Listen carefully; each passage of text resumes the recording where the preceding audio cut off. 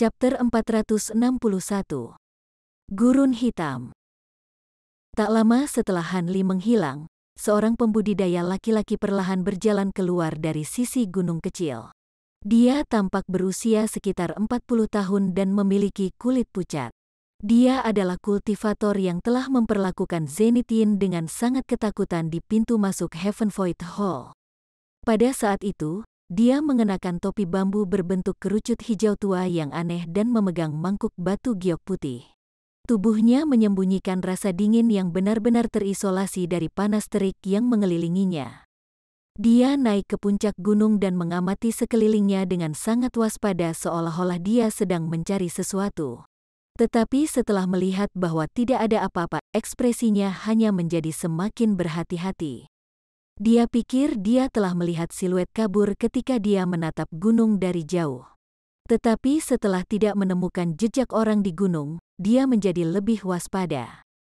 Setelah dengan dingin menyapu pandangannya melewati sekelilingnya sekali lagi, dia tanpa berkata-kata memasukkan dua jarinya ke dalam mangkuk batu giok dan menyikatnya ke atas. Garis cahaya putih kemudian terbang keluar darinya dan mulai berputar di sekitar kepalanya. Menjalankan, pria berwajah pucat itu berteriak dengan lembut, membentuk gerakan mantra dengan satu tangan. Peng! Cahaya putih bergetar sesaat sebelum tiba-tiba meledak menjadi bintik-bintik yang menakjubkan seperti cahaya bintang yang tersebar dari seorang dewi. Cahaya kemudian sepenuhnya menyelimuti radius 40 meter. Tanah merah diselimuti lapisan es saat menyentuh cahaya putih, tetapi tidak ada yang abnormal muncul di dalamnya. Jejak keraguan muncul di wajah pria itu. Setelah berpikir sejenak, dia tampaknya tidak peduli lagi, percaya bahwa dia salah. Setelah meletakkan masalah itu di belakang kepalanya, dia kemudian melihat gurun hitam dengan wajah muram. Tempat ini benar-benar aneh. Pria itu bergumam pada dirinya sendiri saat dia melihat gurun hitam dengan tatapan aneh. Dia tampak agak ragu-ragu untuk pergi. Tapi setelah beberapa saat mempertimbangkan, dia melemparkan lengan bajunya dan menembakkan seberkas cahaya merah ke tanah. Cahaya memudar untuk mengungkapkan rubah merah kecil. Pria itu menjentikkan jarinya, mengirim pil obat hijau ke mulut binatang kecil itu. Binatang kecil itu menelan pil itu dan menyatakan sangat senang. Pergi. Kultivator berwajah pucat dengan belak-belakan memerintahkan binatang kecil itu, menunjuk ke arah gurun hitam. Binatang kecil itu segera bergegas menuruni bukit dengan kecepatan luar biasa, berubah menjadi seberkas cahaya merah di sepanjang jalan. Setelah beberapa saat, binatang kecil seperti rubah telah tiba 100 meter ke dalam gurun hitam. Itu masih tanpa cedera bahkan setelah berlari dalam lingkaran besar. Tidak ada hal aneh yang terjadi. Tampaknya selain warna gurun hitam, tidak ada yang luar biasa. Pria berwajah pucat itu mengungkapkan ekspresi terkejut. Ini jelas bukan yang dia harapkan.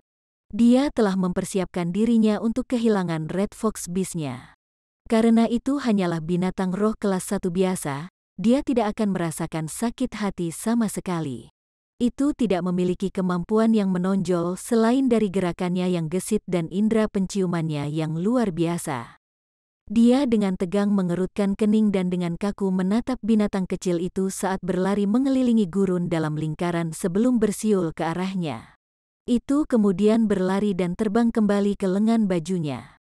Setelah itu, pria itu menatap gurun hitam dalam diam dengan ekspresi bimbang.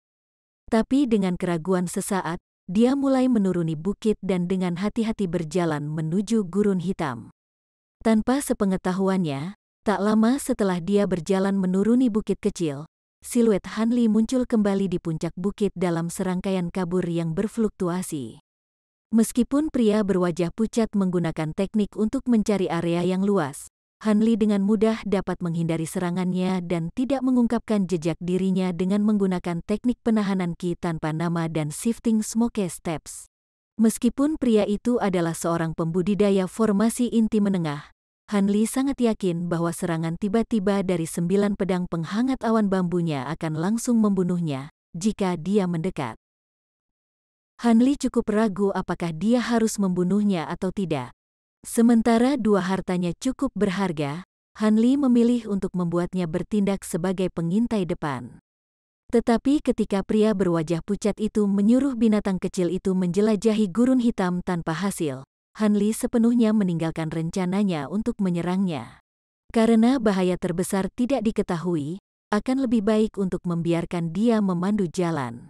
Han Li tidak percaya bahwa gurun hitam benar-benar tanpa bahaya. Dengan lambang badak putih dan mutiara es glasial yang membuatnya tidak terkekang oleh panas, dia tidak merasa perlu untuk merebut harta tahan api itu.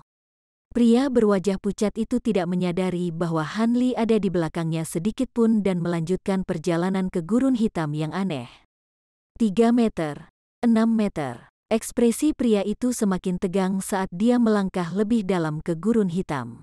Dia sudah mengaktifkan topi bambunya dan menyelimuti tubuhnya dalam lapisan cahaya hijau pekat. Setelah pria itu berjalan melewati gurun sejauh sekitar 1 kilometer tanpa masalah, ekspresinya sedikit rileks dan dia merasa sangat lega. Biasanya dikatakan bahwa begitu seseorang menuju sedalam ini ke suatu area, bahaya apapun yang dimilikinya seharusnya sudah muncul. Han Li menatap siluet pria itu dari kejauhan dengan ekspresi aneh. Mungkinkah dia salah menebak? Gurun hitam hanya menakutkan dan tidak benar-benar memiliki bahaya sama sekali. Seandainya dia tahu ini masalahnya, dia pasti akan menyergap dan merampok orang dari dua hartanya. Han Li merasa menyesal, namun segera, perubahan mengejutkan dan tiba-tiba terjadi di kejauhan. Pasir hitam di sekitar pembudidaya berwajah pucat itu tiba-tiba melayang dan mengelilinginya tanpa suara. Pasir kemudian melepaskan cahaya hitam redup yang tampak agak aneh. Karena pria itu kaya dengan pengalaman, dia langsung bereaksi dengan mengangkat mangkuk batu gioknya ke langit. Cahaya putih besar tersebar dari mangkuk, menambahkan lapisan pertahanan lain pada penghalang hijaunya. Pada saat itu, pasir hitam berubah menjadi serangga hitam bersayap yang tak terhitung jumlahnya dan menyerang pria yang terkejut itu dari segala arah. Pria itu berteriak. Dengan cahaya putih yang berkembang, dia kemudian dikelilingi oleh perisai es seukuran telapak tangan. Mereka kemudian buru-buru berputar untuk membentuk badai putih di sekelilingnya. Dia sekarang dengan jelas melihat penampilan sebenarnya dari serangga semut bersayap. Jumlah mereka sangat mencengangkan dengan tidak kurang dari 10.000 serangga mengelilinginya. Pikiran pembudidaya berwajah pucat dengan cepat bergejolak, mencoba yang terbaik untuk mengingat jenis spesifik dan kelemahan semut bersayap ini. Tapi sebelum dia bisa selesai berpikir, gerombolan semut hitam menghantam badai pelindung esnya. Dentang terdengar berturut-turut dengan cepat saat perisai mengusir semut bersayap beberapa meter ke belakang. Ketika pria itu melihat ini, dia tidak bisa menahan perasaan sedikit lega. Tapi sesaat kemudian, hatinya membeku. Setelah menjatuhkan semut bersayap hitam beberapa kali, mereka menyerang ke depan sekali lagi tanpa cedera sedikit pun. Dia sangat khawatir. Tanpa berpikir lebih jauh, dia mengangkat tangannya dan melepaskan pisau terbang abu-abu. Itu berubah menjadi seberkas cahaya sepanjang 10 meter dan dengan keras memotong ke arah kawanan semut bersayap. Tepat ketika pisau terbang meninggalkan badai, semut yang tak terhitung jumlahnya mengeluarkan drone dan mengelilinginya. Serangan sengit dari cahaya abu-abu tidak membahayakan serangga terbang sedikit pun. Sebaliknya, mereka mengerumuni seluruh pisau terbang dalam sekejap dan menahannya. Pria berwajah pucat itu menjadi pucat karena ketakutan dan mencoba mengingat harta sihirnya. Namun, dia terlalu lambat. Cahaya abu-abu harta karun ajaib itu berkedip beberapa kali sebelum tenggelam dalam segerombolan serangga hitam. Jeritan darah menggulung segera menyusul. Wajah pria itu tidak berdarah. Penghancuran harta sihirnya telah sangat melukai origin ki-nya. Tanpa ragu-ragu lagi, dia buru-buru mengendalikan badai putih untuk mengikutinya saat dia bergegas maju. Meninggalkan gurun sekarang adalah satu-satunya kesempatan hidupnya. Pada saat itu, semut bersayap hitam selesai melahap sisa-sisa pisau terbang dan tidak bergerak untuk mengejarnya. Tindakan selanjutnya adalah penyebab ketidakpercayaan. Itu berkumpul bersama dalam sekejap dan bersinar dengan cahaya aneh sebelum berubah menjadi tombak hitam sepanjang 10 meter. Kemudian dengan peluit tajam, tombak itu menembus udara seolah-olah ditembak dari panah. Pria berwajah pucat itu panik melihat pemandangan itu dan buru-buru mengerahkan seluruh kekuatan sihirnya untuk mendorong badai dengan intensitas lebih lanjut. Tombak cahaya hitam menghantam badai putih dan menembusnya dalam sekejap. Ujung tombak dan porosnya benar-benar berlumuran darah merah.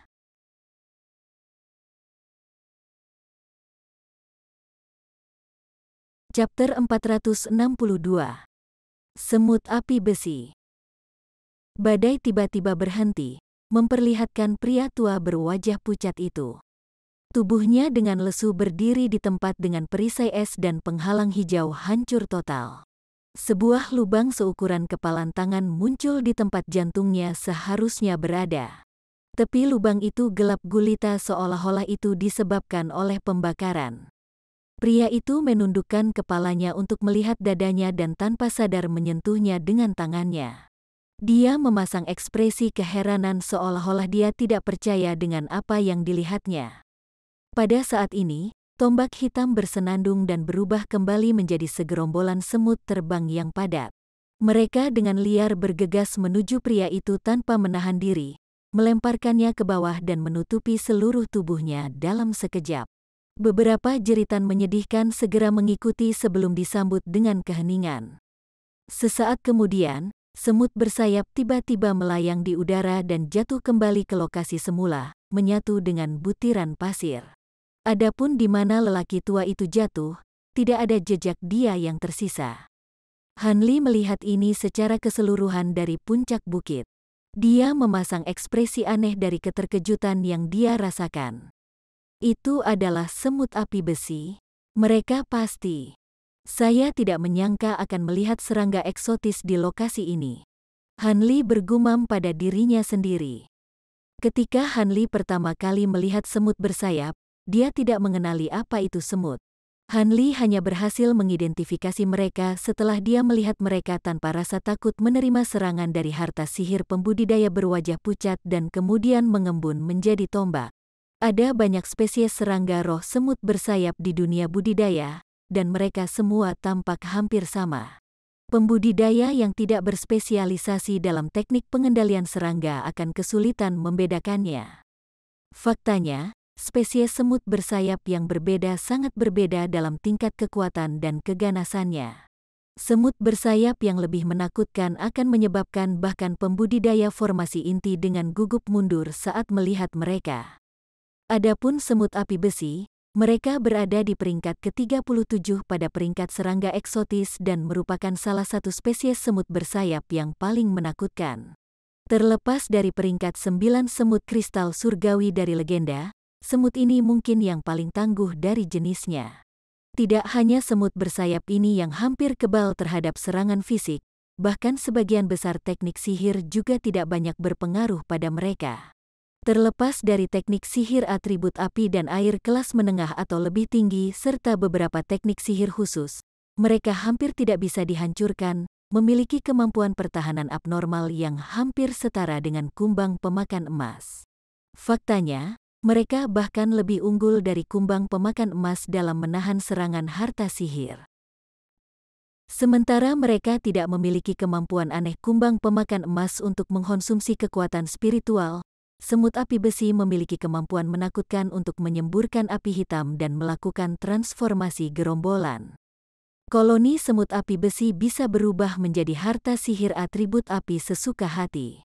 Serangannya yang menakutkan bisa menembus harta sihir pertahanan umum dan teknik sihir tanpa perlawanan sedikit pun. Akibatnya, kematian menyedihkan pria berwajah pucat itu tidak bisa dianggap mengejutkan. Meskipun semut api besi tidak dianggap punah seperti kumbang pemakan emas, mereka jarang terlihat di dunia budidaya. Dan bahkan jika mereka terlihat, gerombolan itu hanya terdiri dari paling banyak 1000. Ini karena lingkungan hidup yang keras dari semut api besi. Mereka tidak hanya membutuhkan lingkungan yang panas untuk bertahan hidup, tetapi mereka juga harus tinggal di dekat sejumlah besar biji logam. Setelah meninggalkan lingkungan ini, semut api besi akan dengan cepat menjadi lemah. Tidak akan lama sebelum kemampuan mereka benar-benar menghilang dan mereka kembali menjadi semut bersayap biasa. Jika hanya itu, masih akan ada banyak pembudidaya pengendali serangga yang ingin menggunakannya, bahkan sampai menciptakan atau menemukan lingkungan yang sesuai untuk berkembang biak. Namun, semut bersayap ini memiliki kelemahan fatal. Terlepas dari apakah semut api besi itu liar atau dijinakkan, mereka tidak mampu mengenali seorang master. Ketika seseorang ingin melakukan upacara pengenalan master pada semut bersayap, masing-masing semut akan meledak sendiri tanpa kecuali, menghancurkan impian banyak pembudidaya. Adapun penyebab spesifiknya, belum ada jawaban pasti. Ada yang mengatakan sifat semut bersayap itu pantang menyerah dan tidak memungkinkan untuk dikendalikan.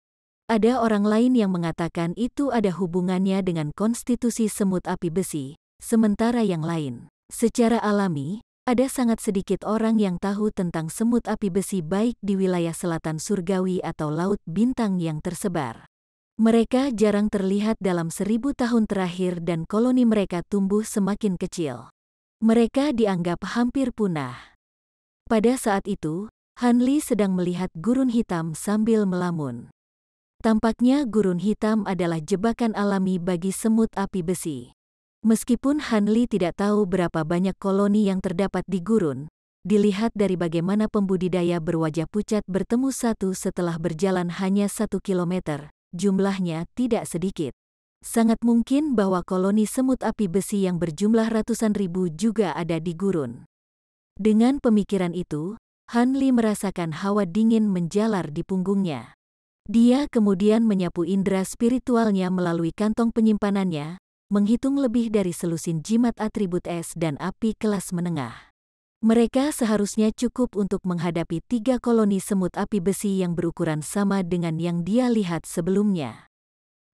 Namun, Han Li harus berhayal untuk percaya bahwa jimat ini cukup untuk membawanya melewati gurun. Ketika Han Li mengarahkan pandangannya pada beberapa kantong binatang roh dari kumbang pemakan emas, hatinya bergerak. Dia merenungkan apakah kumbang pemakan emas akan sangat efektif dalam berurusan dengan semut api besi. Lagi pula, kumbang pemakan emas memiliki peringkat lebih tinggi daripada semut api besi, dan dari penampilan cangkangnya, mereka belum berevolusi ke tahap emas hitam yang dikabarkan. Mereka harus setengah matang seperti kumbang pemakan emasnya. Karena itu, dapat diterima baginya untuk menguji mereka satu sama lain.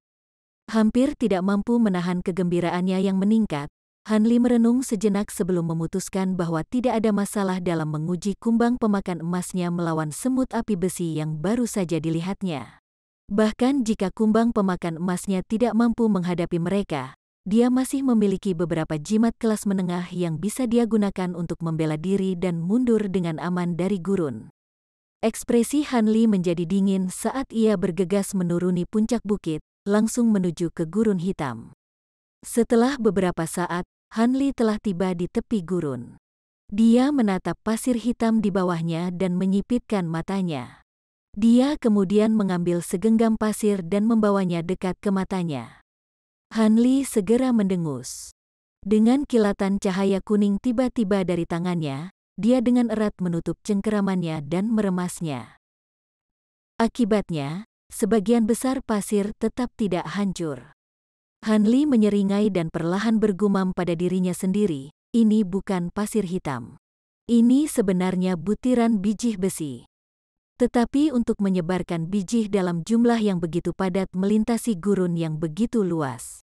Tuan dari Heaven Void Hall benar-benar orang yang luar biasa. Setelah melemparkan pasir di tangannya, dia berdiri dan mengerutkan kening. Dia kemudian dengan ringan menepuk emblem badak putih di pinggangnya, menyelimutinya dalam lapisan cahaya putih. Karena dia sebelumnya menghindari kultivator berwajah pucat, dia terpaksa menonaktifkannya dan menahan panas dengan menggunakan kultivasinya sendiri. Tapi sekarang dia begitu dekat dengan gurun, panas yang luar biasa telah menyebabkan dia menjadi pusing untuk sementara. Khawatir, Han Li dengan cepat mengaktifkan kembali liontin badak putih. Ini bukan waktunya untuk mengkhawatirkan penghematan kekuatan sihir. Tanpa ragu-ragu lagi, Han Li melihat ke area yang berisi koloni semut Iron Fire dan berjalan dengan hati-hati. Gurun hitam itu sangat menyakitkan untuk dilalui. Pasirnya sangat panas dan udaranya sendiri terasa seperti terbakar. Bahkan dengan lambang badak putih dan jubah penolak api, Han Li masih merasa tercekik. Rasanya bahkan lebih panas daripada jalur lava kecil yang dia lalui sehari sebelumnya. Setelah berjalan lebih dari 100 meter, Han Li menghela nafas dan menepuk kantong penyimpanannya, mengeluarkan mutiara lembut di tangannya. Tanpa penundaan, dia menuangkan sedikit kekuatan spiritual ke dalamnya. Udara dingin segera dilepaskan dari mutiara dalam kilatan cahaya putih. Han Li tiba-tiba merasa dirinya dikelilingi oleh hawa dingin. Dengan semangat yang bangkit, Han Li mempercepat langkahnya. Karena penggunaan simultan dari White Rhino Emblem dan Glacial Ice Pearl sangat meningkatkan konsumsi kekuatan sihirnya, dia harus melewati gurun secepat yang dia bisa. Ketika Han Li berada sekitar 200 meter dari lokasi semut api besi, dia berhenti dan dengan hati-hati memeriksa di mana mereka akan berada.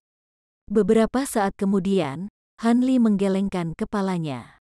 Semut api besi yang tersembunyi sangat sulit dibedakan dari pasir hitam.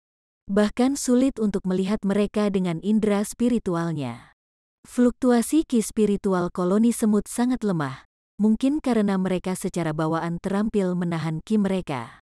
Tampaknya menggunakan indera spiritualnya untuk melihat semut bersayap dari kejauhan tidak akan berhasil.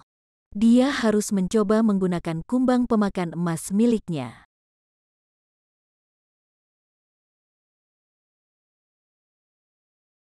Chapter 463. Pertemuan yang tepat. Han Li mengangkat tangannya dengan ekspresi serius, dan melemparkan beberapa kantong binatang roh ke udara.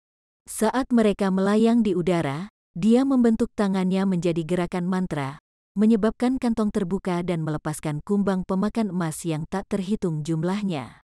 Mereka membentuk awan emas dan perak yang berkilauan di udara. Dalam hal jumlah, kumbang pemakan emas jauh lebih sedikit dibandingkan koloni semut api besi yang baru terlihat. Dengan kepercayaan dirinya yang diperkuat dari melihat kawanan serangga emas perak, dia menunjuk ke tanah tidak jauh dan dengan lembut berteriak, "Pergi!" Dengan dengungan, awan yang berkilauan itu terbang ke depan, bergerak turun dan menyelimuti tanah. Tapi sebelum mereka menyentuh tanah, awan hitam semut tiba-tiba muncul untuk memenuhi segerombolan kumbang pemakan emas. Pada saat kedua belah pihak bentrok, aliran besar api gelap tiba-tiba menyembur keluar dari koloni semut hitam, dengan keras menyelimuti kumbang pemakan emas dalam cahaya hitam. Jelas koloni semut telah menyadari bahwa kumbang pemakan emas itu menakutkan dan bergegas untuk menyerang lebih dulu dengan menggunakan api bawaan mereka. Jika itu jenis serangga lain, api aneh itu setidaknya akan membakar sebagian besar dari mereka. Tapi tidak hanya kumbang pemakan emas yang benar-benar tidak terluka oleh api hitam itu sendiri dilahap dengan bersih. Setelah api padam, kumbang menyerbu ke depan dengan dengungan. Kedua gerombolan serangga itu bentrok dengan sengit, menjalin warna hitam, perak, dan emas. Setelah hanya beberapa saat merobek satu sama lain, serangga mati yang tak terhitung jumlahnya mulai berturut-turut jatuh ke tanah dengan pekikan yang menusuk. Sebagian besar dari mereka berwarna hitam dengan hanya sedikit yang berwarna emas dan perak. Hanya dalam waktu singkat, kumbang pemakan emas telah mencapai kemenangan luar biasa, memusnahkan sebagian besar semut. Semut api besi juga merasakan bahwa segala sesuatunya jauh dari baik. Sisa-sisa mereka mengeluarkan teriakan lemah dan tiba-tiba berkumpul untuk membentuk panah hitam legam. Mereka menembak melewati kumbang pemakan emas dalam upaya untuk melarikan diri. Tetapi pada saat itu, seberkas cahaya pedang biru yang menyilaukan menembus udara dan menebas panah. Panah itu bergetar dan sangat melambat. Pada saat penundaan itu, kumbang pemakan emas mengerumuni panah. Dalam sekejap mata, panah hitam itu tenggelam di lautan emas dan perak dan tidak bisa lagi dilihat. Pada saat kawanan serangga itu bubar, panah itu benar-benar menghilang. Pada saat itu, Han Li perlahan berjalan dan dengan tenang melihat serangga mati di lantai. Dia diam-diam merenung sejenak sambil menggenggam dagunya. Hanya sekitar beberapa ratus serangga mati yang termasuk dalam kumbang pemakan emas, jumlah yang sedikit. Kemenangan menentukan kumbang pemakan emas dengan jelas menggambarkan keunggulan kumbang pemakan emas. Bagaimanapun, semut api besi telah mengalahkan jumlah kumbang pemakan emas 10-1. Setelah beberapa saat menganalisis, Han Li mengungkapkan ekspresi lega. Tampaknya kumbang pemakan emasnya akan bisa membawanya melewati gurun hitam tanpa masalah. Setelah melihat lagi ke tanah yang dipenuhi serangga mati, ekspresi aneh melintas di matanya. Peluit pelan keluar dari mulutnya. Awan serangga emas perak memekik sebagai tanggapan dan jatuh dari langit, dengan bersih melahap serangga mati seperti angin musim gugur menyapu daun-daun yang jatuh. Mereka kemudian dengan patuh terbang kembali ke kantong binatang roh Han Li. Setelah menyimpan kantongnya, Han Li menatap ke kedalaman gurun hitam sebelum berjalan ke depan tanpa ragu-ragu. Han Li tanpa bergerak berdiri di kejauhan saat dia tanpa ekspresi menatap langit. Pertarungan terbesar yang dilakukan kumbang pemakan emasnya sejak memasuki gurun saat ini sedang berlangsung di langit. Kumbang pemakan emas dan semut api besi yang tak terhitung jumlahnya tersebar di langit pada ketinggian rendah, saling melahap satu sama lain. Serangga mati menghujani dari langit, membentuk lapisan tipis dan padat di tanah. Itu membuat pemandangan yang benar-benar mengejutkan. Alis Han Li berkerut saat kecerobohan. Meskipun hanya sekitar 1 hari telah berlalu, dia sudah kehilangan hampir 10.000 kumbang pemakan emas. Seolah-olah dia akan bertemu dengan koloni semut api besi setiap jarak pendek yang dia jalani, berjumlah antara 3.000 hingga 10.000. Tapi sekarang, dia bertemu dengan koloni semut besi api yang sangat besar yang berjumlah sekitar 50.000. Dia memperhitungkan bahwa pertempuran ini akan mengakibatkan kematian setidaknya 8.000 kumbang pemakan emasnya. Tidak mengherankan jika Han Li merasa menyesal. Kumbang pemakan emas membutuhkan waktu yang lama untuk berkembang biak. Siapa yang tahu kapan dia bisa mengisi kembali nomor mereka? Setelah waktu yang dibutuhkan untuk menghabiskan secangkir teh, koloni semut mundur dengan kekalahan. Terlepas dari beberapa ribu orang yang selamat yang berhasil mundur, semut bersayap telah dimakan habis oleh kumbang pemakan emas. Han Li tidak tertarik untuk membuang waktu mengejar semut api besi yang tersisa. Sebagai gantinya, dia mengalihkan pandangannya ke Glacial Ice Pearl dan melanjutkan perjalanannya dengan semangat yang bangkit. Dia mengira bahwa dia saat ini berada di tengah gurun, itulah sebabnya dia bertemu dengan koloni semut yang begitu besar. Dia sebaiknya lebih waspada di jalan yang bergerak maju, jika tidak, dia akan menyia-nyiakan kekuatan sihir yang sangat dibutuhkan untuk mengisi bahan bakar harta sihir penolak panasnya, meninggalkan dirinya dalam situasi yang mengerikan. Setelah berjalan sekitar 20 kilometer, ekspresi Han Li membeku. Dia menatap ke kanan dengan mata menyipit. Setelah beberapa saat, dia mengungkapkan jejak kecurigaan dan tiba-tiba mengubah arahnya ke bukit pasir yang dia lihat.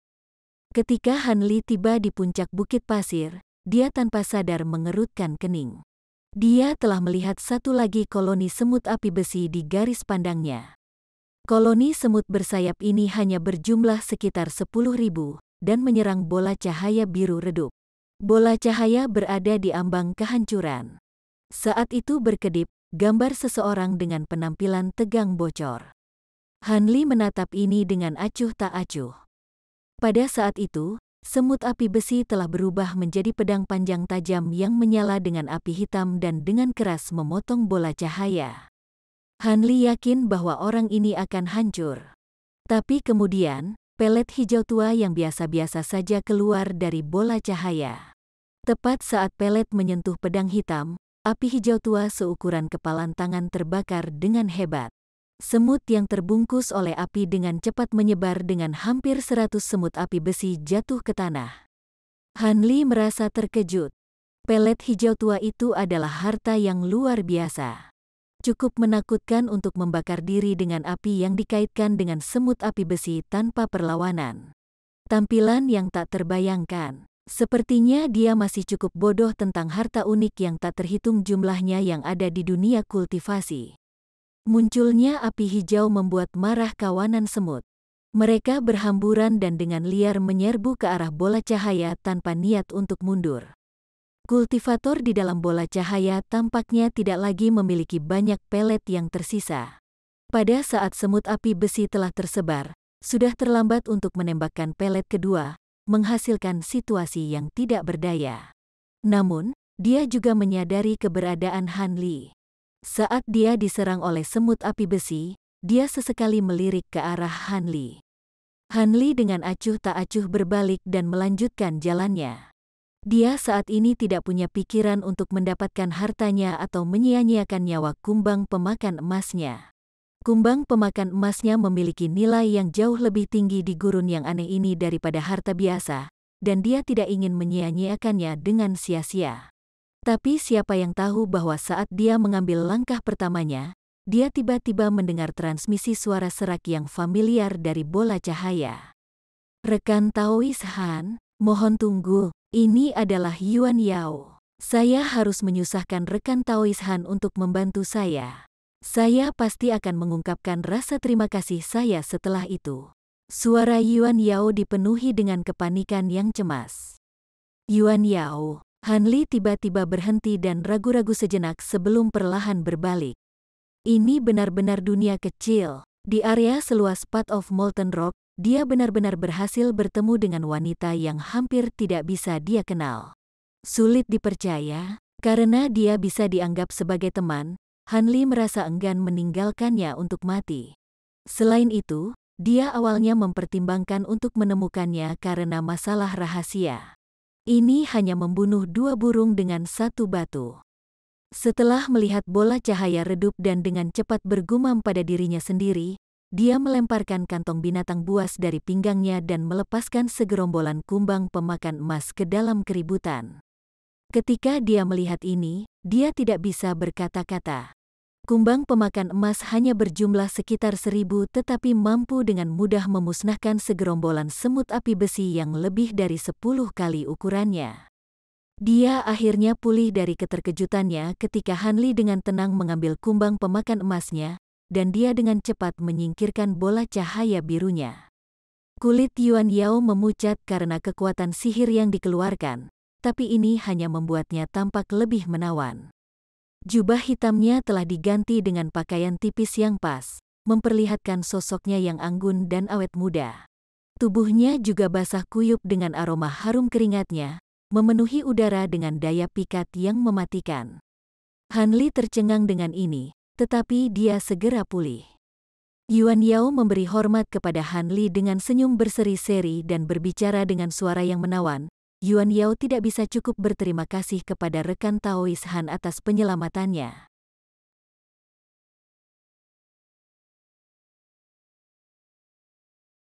Chapter 464.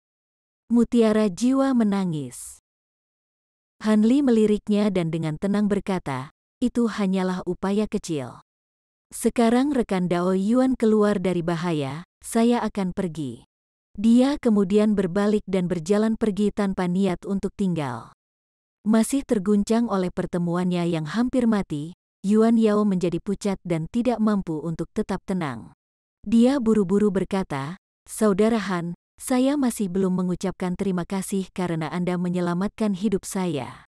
Penampilan halus wanita cantik itu akan menarik hati siapapun yang melihatnya. Namun, Han Li tidak berbalik dan menjawab dengan acuh tak acuh, "Aku tidak butuh ucapan terima kasihmu. Saya hanya membantu Anda untuk sesaat dan tidak dapat membantu Anda sepenuhnya. Lakukan yang terbaik, Nona Yuan." Setelah ini dikatakan, Han Li sudah 40 meter jauhnya, bergerak dengan kecepatan sangat tinggi. Ini hanya menyebabkan wajah pucat Yuan Yao menjadi lebih panik. Dia tidak lagi memiliki kekuatan untuk menahan panas yang menyengat, apalagi semut api besi yang mungkin dia temui. Dia tidak bisa menyerah saat Han Li memegang tali yang menggantungkan hidupnya. Tetapi sebagai hasilnya, permohonannya yang menawan benar-benar diabaikan saat Han Li berjalan lebih jauh. Dia mengungkapkan ketakutan pada tanggapan acuh tak acuh Han Li dan hanya bisa mengatakan apa yang diharapkan Han Li dengar. Dia mengertakkan gigi dan berkata, "Tolong tunggu. Selama rekan Taois Han bersedia melindungi saya di jalan ini, saya akan memberikan harta yang besar kepada Anda. Kekuatan sihirmu tidak akan digunakan dengan sia-sia." Harta karun yang besar? Han Li tetap diam, mengungkapkan sedikit keraguan. Melihat Han Li tampak tertarik, dia tidak berani lalai. "Saya masih memiliki banyak Azure Flammeblast yang bersedia saya berikan kepada rekan Daoi. Itu pelet hijau yang kamu gunakan beberapa saat yang lalu. Ini adalah barang yang sangat tidak biasa." Han Li perlahan berbalik dengan ekspresi pertimbangan yang mendalam. Karena dia telah bertindak untuk menyelamatkan wanita itu, dia secara alami tidak berniat untuk benar-benar meninggalkannya. Selain itu, dia telah menyelamatkannya dengan alasan lain dalam pikirannya. Tindakannya sebelumnya hanya mundur 1 langkah sehingga dia bisa maju 2 langkah. Sekarang dia telah mengambil inisiatif untuk meminta bantuannya, tujuannya terpenuhi. Dia menganggap bahwa jika dia menuntut konsesi yang lebih besar, dia tidak punya pilihan selain menerima dengan enggan. Wanita cantik ini jelas memahami hal ini. Terlepas dari apakah itu untuk membayar Han Li untuk penyelamatan sebelumnya atau perlindungan lanjutannya, Yuan Yao tidak punya pilihan selain melanjutkan dengan ekspresi tak berdaya. Azure Flammeblast adalah bom api yang diam-diam disempurnakan oleh Sekte Azure yang dari Iblis Dao. Masing-masing tidak hanya membutuhkan sejumlah besar sumber daya langka untuk disempurnakan, tetapi juga menghabiskan banyak waktu. Kekuatan mereka setara dengan yang esens Flamme milik kultivator Naschen Sol. Saya masih memiliki 3 dari mereka dan akan memberikan semuanya kepada Anda.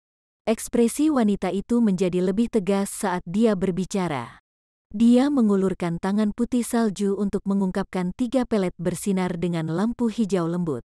Pada saat itu, Han Li dengan tidak tergesa-gesa berjalan kembali dan melirik ketiga pelet itu. Dia dengan tenang berkata, "Azure Flammeblast ini benar-benar harta yang luar biasa, tapi itu tidak cukup bagiku untuk mengambil risiko sebesar itu. Membawamu melalui jalan ini setidaknya akan menggandakan konsumsi kekuatan sihirku." Apakah rekan Dao Yuan benar-benar berpikir ini sepadan dengan tingkat bahaya itu? Kata-kata Han Li berisi ejekan terselubung. Ekspresi cantik Yuan Yao berfluktuasi untuk waktu yang lama sebelum akhirnya tersenyum menawan. "Saudara Han, jangan ragu untuk menyatakan kondisi Anda, karena wanita muda ini tidak ingin terus berbicara dalam lingkaran. Mungkinkah rekan Daoi Han berharap saya memberikan hati saya kepada Anda?" Yuan Yao membalikkan pinggulnya dan membusungkan dadanya yang lembut, memamerkan kekenyalan mereka yang luar biasa. Matanya yang cerah dipenuhi dengan kabut aneh yang sangat menggoda. Han Li agak tercengang oleh kecantikan cantik wanita itu. Tapi dia segera menyipitkan matanya dan mengukur tubuhnya yang mungil dan bulat. Wanita itu tersipu pada tatapannya yang tak terkendali. Mata indahnya menjadi semakin cerah dan menawan seolah mampu memikat hati seorang pria yang terdalam. Han Li mengelus dagunya dan dengan tenang berbicara dengan tatapan berseri-seri. Seperti yang diharapkan, teknik menawan Yuan Yao dengan kekuatan penuh bersama dengan penampilannya yang cantik tidak ada bandingannya. Namun, karena itu tidak berpengaruh pada saya, rekan Daoi sebaiknya menyimpan kekuatan sihirnya untuk bertahan hidup sebagai gantinya. Merobek kedoknya yang indah dan menghentikan teknik menawannya, dia dengan bingung berkata, "Sungguh orang yang kasar dan tidak berbudaya. Anda tidak memiliki belas kasihan untuk wanita sedikit pun." Han Li tersenyum tidak tulus, berkata, "Bagaimana mungkin Nona Yao mengatakan itu? Jika ini bukan tempat yang berbahaya seperti Heaven Void Hall, aku pasti tidak akan menolak rayuanmu. Tapi, inilah kami, hehe, kamu pasti suka bermimpi. Jika bukan tempat ini, bagaimana mungkin aku bisa melemparkan diriku ke dalam pelukanmu?" Yuan Yao memelototi Han Li dengan tatapan benci. "Sepertinya aku telah menyelamatkan orang yang salah. Karena ini masalahnya, saya tidak ingin rekan Dao Yuan memberikan hatinya kepada saya. dan juga tidak perlu mengucapkan terima kasih atas penyelamatanku. Saya akan membawa saya pergi." Seolah sengaja membuat wanita itu marah, dia menangkupkan tangannya ke arahnya seolah-olah dia akan berangkat. Melihat ini, kata-kata Yuan Yao segera menjadi lembut dan dia kembali menjadi penuh kasih sayang. "Kakak Han, itu salahku, tolong jangan marah. Harap jangan ragu untuk mengatakan apa yang harus dilakukan untuk menerima bantuan Anda melalui Path of Molten Rock. Saya benar-benar akan melakukan apa yang Anda minta." Mungkinkah Taois tidak ingin membantu wanita malang ini meskipun telah menjadi kenalannya selama 100 tahun dan sesama teman yang menemani Anda melalui kabut hantu? Adapun harta, selain dari Azure Flammeblast ini, saya tidak punya harta lain untuk diberikan kepada Anda. Meskipun Han Li tersenyum misterius, dalam hati dia merasa heran. Yuan Yao adalah orang yang benar-benar berubah-ubah. Berdiri tegak 1 detik dan mengirimkan berikutnya. Dari permohonannya yang saat ini tidak berdaya, pesonanya yang dewasa dan genit baru-baru ini, hingga kesan bangga dan elegannya sejak awal, semuanya telah memberi Han Li kesan yang berbeda dan unik. Benar-benar aneh, karena wanita ini mampu berkultivasi ke tahap formasi inti dari tahap ki kondensasi hanya dalam 100 tahun, dia sama sekali tidak biasa. Dengan pemikiran ini, Han Li mulai bergumam sendiri. Yuan Yao mengungkapkan ekspresi penuh harapan saat dia dengan gugup mengawasinya. Setelah beberapa saat, dia mendongak dan berbicara dengan sangat enggan, karena Nona Yuan adalah seorang kenalan yang saya temui lebih dari 100 tahun yang lalu. Saya akan terlihat benar-benar tidak berperasaan jika saya tidak melindungi Anda. Namun, saya tidak pernah seseorang untuk bekerja secara gratis. Jika rekan Dao Yuan Yao ingin aku membawanya melalui jalan batu cair, lalu bagaimana kalau dia memberiku Weeping Soul Beast? Saya sangat tertarik dengan kemampuan penyerapan jiwa binatang itu. Setelah berkeliling begitu banyak kepura-puran dan plot, Han Li akhirnya menyatakan apa yang dia inginkan dari wanita itu sejak awal. Dengan binatang aneh ini, dia akan lebih percaya diri bekerja sama dengan hantu tua Bonsage. Dari apa yang dia lihat, Weeping Soul Beast ini sama sekali tidak lemah. "Kamu ingin Weeping Soul Beast?" Mata Yuan Yao melebar setelah mendengar Han Li seolah-olah dia tidak percaya apa yang dia katakan. Apakah itu tidak akan berhasil? Ekspresi Han Li tenggelam, dan suaranya menjadi dingin. "Jika saya memberikan Weeping Soul Beast kepada Anda akan membawa saya melalui jalan batu cair?" Yuan Yao menanyakan Han Li pertanyaan ini kata demi kata saat dia menatapnya dengan ekspresi aneh. "Tepat sekali." Han Li mengerutkan kening tetapi masih berbicara dengan pasti. Dia samar-samar merasa ada sesuatu yang salah. "Sempurna, maka itu semua milikmu." Setelah Han Li mengkonfirmasi ini, dia segera mengambil kantong binatang buas di pinggangnya dan memberikannya kepada Han Li tanpa ragu sedikit pun. Han Li berkedip dengan hati gugup. Mengapa tampaknya dia sebenarnya tidak sabar untuk memberikan Weeping Soul Beast kepadanya? Mungkinkah ada yang salah dengan Weeping Soul Beast? Setelah berpikir sejenak, dia dengan tenang mengambil kantong binatang roh itu ke tangannya. Dia menyapu indera spiritualnya ke dalam untuk melihat Weeping Soul Beast tertidur lelap. Han Li menganggukkan kepalanya dan meletakkan kantong binatang roh di pinggangnya. Saat dia berpikir untuk mengatakan sesuatu, Yuan Yao membuka mulutnya dan meludahkan mutiara abu-abu gelap ke telapak tangannya. Ini adalah mutiara jiwa yang menangis. Ini adalah item yang digunakan untuk mengontrol Weeping Soul Beast. Jika Anda memperbaiki ini seperti yang Anda lakukan pada harta sihir biasa, Weeping Soul Beast akan menjadi milik Anda selamanya. Saya sudah lama tidak memiliki binatang itu dan belum sepenuhnya menyempurnakan mutiaranya. Anda dapat dengan paksa menghapus jejak indera spiritual saya darinya tanpa masalah.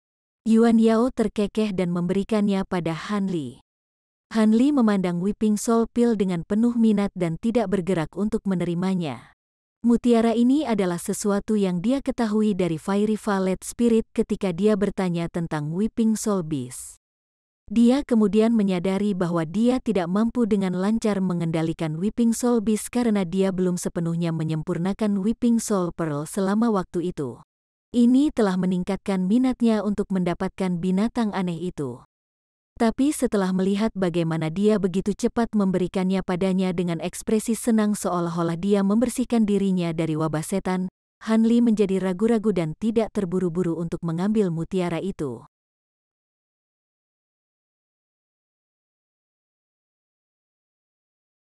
Chapter 465. Arus bawah melonjak. Mata bercahaya Yuan Yao bergerak. Dia terkekeh dan berkata, "Apa? Apakah saudara Han tidak menginginkan hewan ini? Atau apakah dia takut aku telah memberinya mutiara jiwa menangis palsu?"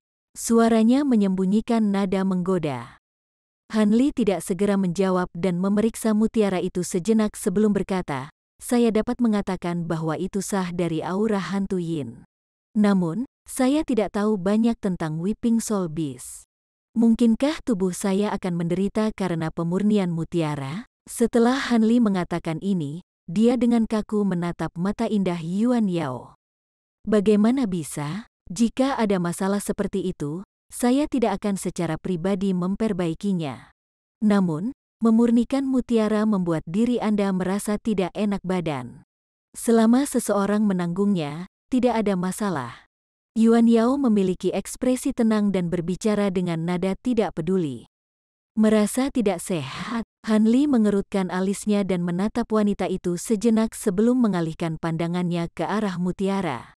Dia yakin bahwa dia tidak sepenuhnya jujur, tetapi dia tidak bisa mengatakannya sampai sekarang. Setelah bergumam pada dirinya sendiri sejenak, dia memutuskan untuk mengambil mutiara itu dan menyimpannya untuk penelitian selanjutnya. Jika itu benar-benar berbahaya, dia tidak akan memurnikan mutiara itu. Selama dia memiliki mutiara, dia akan mampu mengendalikan Whipping Soul Beast sama saja. Setelah menyingkirkan mutiara jiwa yang menangis, dia dengan tenang berkata, "Ayo pergi. Saya akan melakukan yang terbaik untuk melindungi Nona Yuan selama sisa perjalanan. Tapi mari kita singkirkan pembicaraan buruk itu terlebih dahulu. Jika saya menemukan bahaya yang sepenuhnya menyita perhatian saya, rekan Taois Yuan sebaiknya melarikan diri sendiri." Dia kemudian menyentuh Glacial Ice Pearl yang melayang di atas kepalanya, menyebabkannya tiba-tiba menyelimuti mereka dengan udara dingin. "Tentu saja. Saya mengerti apa yang akan terjadi jika kita benar-benar menghadapi keadaan seperti itu. Namun, saya cukup yakin bahwa dengan kumbang emas dan perak Brother Han, kemungkinan situasi seperti itu terjadi cukup kecil." Wanita cantik itu mengernyitkan hidungnya sejenak sebelum menunjukkan senyum menawan seperti bunga. Han Li dengan belak-belakan mengagumi pemandangan indah di hadapannya sejenak sebelum berbalik dan pergi tanpa berkata-kata. Ketika Yuan Yao melihat ini, dia mengikutinya dengan langkah ringan dan senyum tipis. Dia segera berjalan bersama Han Li, menciptakan penampilan yang agak intim. Ini karena semakin dekat dia ke sisi Han Li, semakin banyak udara sejuk yang hadir dari Glacial Ice Pearl. Dia secara alami ingin merasa lebih nyaman. Sekarang aku memikirkannya, jalur es dan api agak aneh. Bagaimana mungkin ada gurun hitam di sini bersama dengan semut bersayap yang ganas seperti itu? Semut-semut itu tidak hanya dapat menahan serangan harta karun sihir tanpa rasa takut, mereka juga dapat menyemburkan api hitam dan dapat mengalami transformasi gerombolan. Mereka juga berhasil menembus salah satu harta pertahanan kuno saya. Jika saya tidak memiliki Green Flame Blast, saya tidak akan bertahan cukup lama untuk bertemu dengan saudara Han. Yuan Yao menggerutu dengan ekspresi santai sambil terus berjalan. Jelas bahwa dia tidak mengenali semut api besi. Han Li tercengang oleh kata-katanya. Dia tidak bisa tidak bertanya padanya, gurun hitam belum pernah terlihat sebelumnya. Dia merasa bahwa kemunculan serangga eksotis yang ganas di lokasi ini agak aneh. Terlepas dari pembudidaya dengan kemampuan luar biasa dan harta sihir yang sangat kuat, tidak mungkin bagi pembudidaya formasi inti yang terlambat untuk meninggalkan gurun hitam tanpa cedera. Tidak, Ini adalah pertama kalinya gurun hitam muncul di jalur batuan cair. Sebelumnya, pembudidaya lain yang menjalani uji coba ini hanya menghadapi suhu tinggi dan area berbahaya. Paling-paling mereka akan menghadapi beberapa binatang api juga. Tapi semut bersayap aneh ini belum pernah terlihat sebelumnya. Jika diketahui bahwa semut bersayap ganas seperti itu ada di jalur batu cair, jauh lebih sedikit pembudidaya yang mau berani melakukannya. Yuan Yao menjawab tanpa ragu-ragu. Meskipun tampaknya tahu cukup banyak, dia tetap bingung dengan penampilan semut. Jika itu masalahnya, pasti ada yang salah dengan jalur es dan api. Han Li bergumam pada dirinya sendiri dengan ekspresi kontemplatif. Ini benar-benar tidak normal. Seseorang pasti telah mengambil tindakan. Di hutan es merah darah di jalur es yang dalam, Awam King Yi melihat ke langit dengan tangan di belakang punggungnya.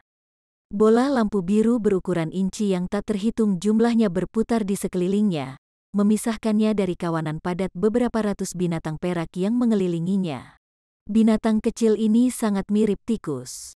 Tidak hanya bulu mereka berkilau dengan cahaya perak, tetapi mereka juga memiliki tanduk kecil yang halus di kepala mereka. Mereka mengelilingi lelaki tua itu sebagai garis-garis cahaya perak dan terus-menerus menyerangnya seperti anak panah dengan tanduk mereka. Setiap serangan melepaskan ledakan gemuruh dalam tampilan momentum yang menakjubkan. Namun, cahaya biru yang mengelilingi tubuh lelaki tua itu tetap tidak bergerak, sama sekali tidak terpengaruh oleh serangan cahaya perak yang tidak menentu. Mencari kematian. Pria tua berjubah Konfusianisme itu semakin kesal dengan serangan tikus-tikus aneh itu. Setelah menundukkan kepalanya ke arah mereka, dia menyapu lengan bajunya keluar dengan ekspresi dingin. Semburan cahaya biru segera menyebar, menerangi area seluas 40 meter dalam kecemerlangan yang menyilaukan. Setelah beberapa saat, cahaya biru memudar untuk mengungkapkan tanah yang dipenuhi dengan mayat binatang kecil berbulu perak. Tubuh mereka tertusuk oleh jarum tipis berwarna biru yang bersinar dengan cahaya biru yang dingin. Ekspresi Awam King Yi tidak berubah. Jelas bahwa hasilnya seperti yang dia harapkan.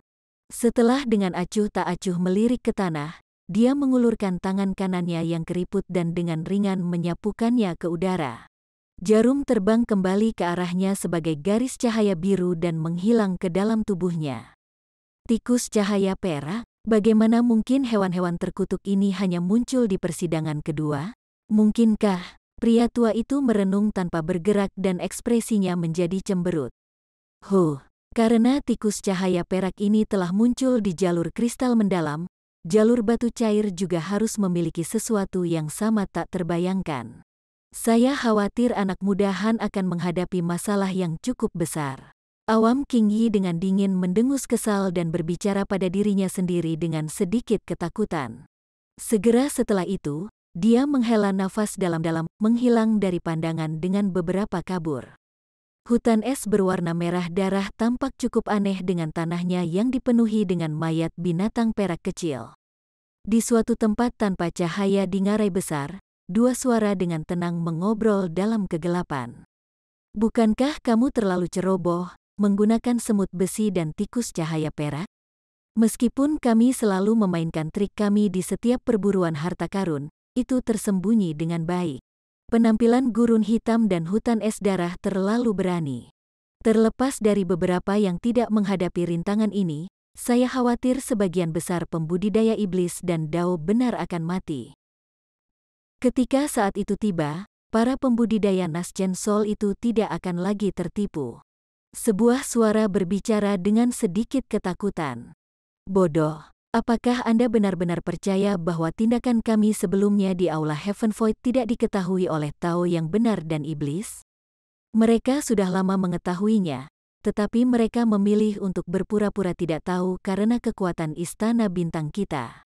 Mereka juga tahu bahwa kami hanya bisa mengendalikan beberapa batasan kecil dari Heaven Void Hall yang tidak akan mengakibatkan kematian yang terlalu besar. Dalam setiap perburuan harta karun, itu hanya akan menghasilkan beberapa kematian lagi dari para pembudidaya formasi inti benar dan iblis Dao. Suara lain menjawab dengan tidak tergesa-gesa. Gurun hitam dan hutan es darah adalah batasan paling ganas yang bisa saya kendalikan. Sayang sekali mereka digunakan seperti ini. Bagaimanapun, sebagai penguasa generasi sebelumnya dari Istana Bintang, kami telah menghabiskan cukup banyak upaya untuk memahami mereka. Dia tidak terburu-buru berbicara dengan nada penyesalan. Tidak ada yang perlu disesali. Saat ini, ada desas-desus yang tersebar luas bahwa kedua orang bijak telah mencapai titik penting dalam pengasingan mereka dan tidak dapat dihubungi, menyebabkan penduduk Laut Bintang terserak menjadi khawatir. Namun, ini telah menyebabkan murid-murid dalam Istana Bintang menjadi gelisah. Mereka sepenuhnya bergantung pada kita orang tua untuk menangani urusan istana yang sulit. Dengan dao yang benar dan iblis mulai bergerak, menjadi jauh lebih sulit untuk menekan mereka. Meskipun masing-masing pihak sendiri membuktikan tidak ada ancaman bagi kita, itu akan menjadi mengerikan setelah mereka bergabung. Satu-satunya metode yang kita miliki saat ini adalah dengan paksa melumpuhkan kekuatan kedua belah pihak dan menyebabkan mereka menjadi ragu dan tidak yakin dengan keadaan kita yang sebenarnya. Lagi pula, mengingat bertahun-tahun Istana Bintang telah mengatur Laut Bintang yang tersebar, tidak mungkin bagi mereka untuk tidak memiliki keraguan. Selama kita bisa menyeret ini lebih lama lagi, kedua orang bijak akan bisa meninggalkan pengasingan. Pada saat itu, bahkan jika kedua belah pihak bergandengan tangan, kita tidak perlu khawatir tentang mereka. Cahaya Divine Essentivius dari dua Lord Sage kami akan mampu memaksa Matron of Myriad Guides of Enlightenment dan Archsign of the Six Paths dari Pulau Iblis Sein untuk mundur. Penggunaan pembatasan Iron Fire Ants dan Silverlight Mice tidak dapat dihindari. Terlepas dari dua batasan ini, tidak ada yang lain yang hampir sama merusaknya terhadap pembudidaya formasi inti. Mereka semua tidak memiliki ketegasan yang tepat untuk menegur mereka dan mencerminkan sikap pantang menyerah kita. Adapun ketakutan Anda dari kedua belah pihak menggunakan ini sebagai dalih untuk bertindak, mereka tidak berdasar.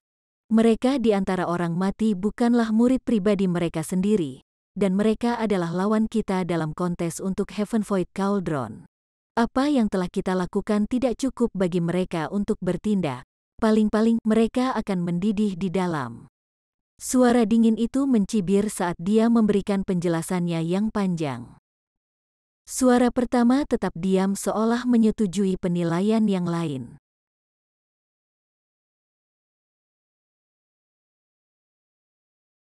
Chapter 466. Kristal halus. Berapa banyak kawanan yang telah kita pukul sejak kita bepergian bersama? Hanli perlahan bertanya sambil melihat mayat serangga di tanah. 7. Meskipun kami telah menemukan banyak kawanan semut, kami belum menemukan yang berjumlah 10.000. Berdiri di samping Hanli, Yuan Yao dengan patuh menjawab. Mereka sudah bepergian bersama selama setengah hari.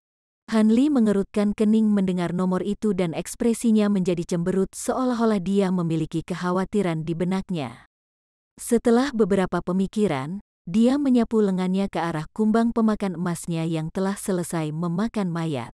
Mereka mengikuti perintahnya, berubah menjadi awan cahaya berkilauan saat mereka terbang kembali ke kantong binatang rohnya yang mengambang. Hanli kemudian dengan tenang menyimpannya. Apa? Rekan Taois Han tampak tidak senang. Kami telah melewati pusat gurun, area paling berbahaya. Jalan keluar seharusnya terbukti jauh lebih aman. Yuan Yao berkedip saat melihat ekspresi Hanli dan berbicara dengan sedikit kebingungan. Lebih aman? Apakah Anda benar-benar percaya begitu? Hanli melirik Yuan Yao dan mencibir. Mungkinkah masih ada lebih banyak bahaya di depan?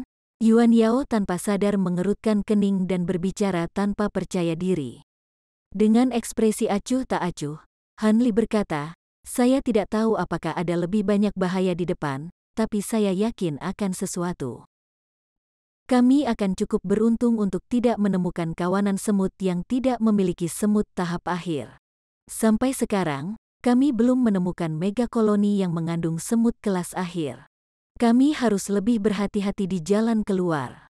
Jika kita tidak menemukan kecelakaan apapun setelah setengah hari berjalan, kita seharusnya benar-benar aman. Kulit Yuan Yao memutih, tapi setelah beberapa saat, dia pura-pura tidak peduli. Dia memaksakan senyum dan berkata, "Apakah kamu tidak paranoid? Saya harap itu masalahnya." Han Li tidak melanjutkan berbicara meskipun mengetahui bahwa semut tahap akhir ada di antara semut api besi. Meskipun kekuatan semut tahap akhir biasa saja, kecerdasan mereka yang menakjubkan pasti terbukti lebih dari sekadar merepotkan. Karena percakapan mereka sebelumnya, mereka tetap diam selama 4 jam berikutnya. Namun, sesuatu yang aneh telah terjadi. Mereka tidak menemukan satupun koloni semut di jalan mereka. Yuan Yao menjadi sadar bahwa ada sesuatu yang salah, dan wajahnya menunjukkan sedikit kegelisahan. Tapi, ketika mereka tanpa berpikir mendaki bukit pasir yang tinggi, mereka melihat pemandangan yang menakjubkan di depan mereka. Ini, Yuan Yao memasang ekspresi ketakutan. Bibir merahnya bergerak beberapa kali, tetapi tidak ada kata yang keluar. Sementara ekspresi Han Li sedikit lebih tenang, dia masih cukup khawatir. Di pasir di depan mereka ada pilar es solidaritas dengan ketinggian sekitar 100 meter. Pilar es itu sangat dingin. Tidak hanya berkedip dengan cahaya putih redup, itu juga berisi raksasa hitam dengan ketinggian yang sama. Raksasa itu tampak mengerikan. Itu memiliki mata lebar, melotot dan kepala botak yang halus dan berkilau, dan membeku di dalam pilar es. Betapa anehnya, setelah menatapnya sejenak, Han Li segera menyapukan pandangannya melewati pasir di dekatnya. Tanah di dekatnya dipenuhi dengan lubang dengan berbagai ukuran seolah-olah pertempuran besar telah terjadi di sana. Ekspresi aneh muncul dari mata Han Li saat mereka melihat raksasa itu sekali lagi. Tapi ketika Han Li menatap salah satu mata raksasa itu, dia tidak bisa menahan diri untuk tidak berteriak kaget. Apakah rekan Taois Han menemukan sesuatu? Yuan Yao tidak bisa menahan diri untuk tidak menoleh dan bertanya setelah mendengar Han Li. Han Li sedikit tersenyum sebagai tanggapan. Dia kemudian menyipitkan matanya dan melepaskan indera spiritualnya. Setelah memastikan bahwa tidak ada yang disembunyikan di area terdekat, dia dengan belak-belakan berjalan menuruni bukit pasir dan menuju pilar es dengan langkah besar. Yuan Yao merajuk dan menyatakan ketidakpuasan pada upaya Han Li untuk tetap misterius, tapi dia masih mengikutinya. Lagi pula, dia harus membuang kekuatan sihir untuk menahan suhu tinggi jika dia meninggalkan jangkauan mutiara es glasial Han Li. Semut bersayap. Ketika Han Li tiba sekitar 40 meter dari pilar es, Yuan Yao berbicara dengan heran. Pada jaraknya saat ini, dia akhirnya bisa melihat dengan jelas penampilan asli raksasa itu, formasi semut bersayap hitam yang tak terhitung jumlahnya. Dari kejauhan itu bisa dianggap asli, benar-benar urusan yang tak terbayangkan. Tetapi karena semut api besi tetap tidak bergerak sama sekali di dalam pilar es, tidak diketahui apakah mereka hidup atau mati. Pada saat itu, Han Li berhenti dan mulai bergumam pada dirinya sendiri sambil menatap pilar es di depannya. Setelah memeriksanya, Yuan Yao perlahan berkata, "Karena semut ini sudah mati, ayo pergi. Buang-buang waktu untuk tetap di sini. Apakah kamu benar-benar yakin mereka sudah mati? Mereka masih bisa hidup." Han Li merasa ragu. Bagaimana mungkin mereka masih hidup? Yuan Yao melirik Han Li dengan heran dan berbicara dengan tidak percaya. The Myriad Guides of Enlightenment memiliki harta karun kuno bernama Profound Yellow Mirror. Apakah Anda tidak mendengarnya? Selama harta itu mencerminkan sesuatu yang hidup, mereka akan tumbuh diam dari teror dan terperangkap dalam pilar kristal es. Setelah beberapa hari, pilar es kristal akhirnya akan menghilang. Aku belum pernah mendengarnya sebelumnya. Jawaban jujur Han Li membuat wanita itu terbelalak dan tidak bisa berkata-kata. Han Li mengitari pilar es besar beberapa kali sebelum berbicara dengan ekspresi termenung. "Menurut apa yang Anda katakan, serangga ini dibuang oleh Wan Tianming. Jika bukan dia, lalu siapa? Apa yang kamu pikirkan?" Terlepas dari waktu itu sendiri, es kristal ini tidak dapat dipecahkan oleh harta sihir biasa. Kalau tidak, cermin kuning mendalam tidak akan memiliki nama yang begitu terkenal. Yuan Yao melirik Han Li seolah dia telah menebak apa yang dia pikirkan dan tersenyum. Setelah Han Li mendengar ini, dia dengan tenang meliriknya. Dia kemudian menggerakkan tangannya di pinggangnya dan membuang semua kantong binatang rohnya. Awan besar kumbang pemakan emas kemudian tiba-tiba muncul di udara. Pergi, Han Li belak-belakan menunjuk ke pilar kristal es. Awan kumbang emas perak tiba-tiba turun ke atasnya dan dengan rapat menutupi puncak pilar dalam sekejap. Kamu masih berniat agar kumbangmu memakan sisa-sisa semut bersayap? Kumbangmu mungkin ganas, tapi mereka tidak bisa mengunyah. Kalimat Yuan Yao masih setengah selesai. Ini karena raksasa yang terperangkap oleh pilar es kristal dengan cepat ditebang dengan kecepatan yang luar biasa. Dalam sekejap mata, kepala raksasa itu telah menghilang dari pandangan.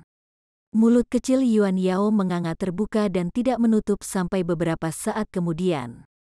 Di bawah tatapan heran wanita itu, kumbang pemakan emas telah benar-benar melahap pilar besar es kristal di samping raksasa yang terperangkap di dalamnya. Yang tersisa hanyalah bola kristal seukuran telur yang secara misterius bersinar dengan cahaya hitam. Han Li tersenyum saat melihatnya muncul dan berjalan beberapa langkah ke depan sebelum membungkuk untuk mengambilnya. Item ini disebut kristal halus. Itu adalah bahan langka yang dibentuk di perut oleh makhluk yang sering makan biji yang tetap tidak tercerna. Meskipun para pembudidaya yang mengetahui keberadaannya jarang, Han Li telah membaca desas-desus tentang itu dari sebuah buku kuno dan tidak yakin akan validitasnya.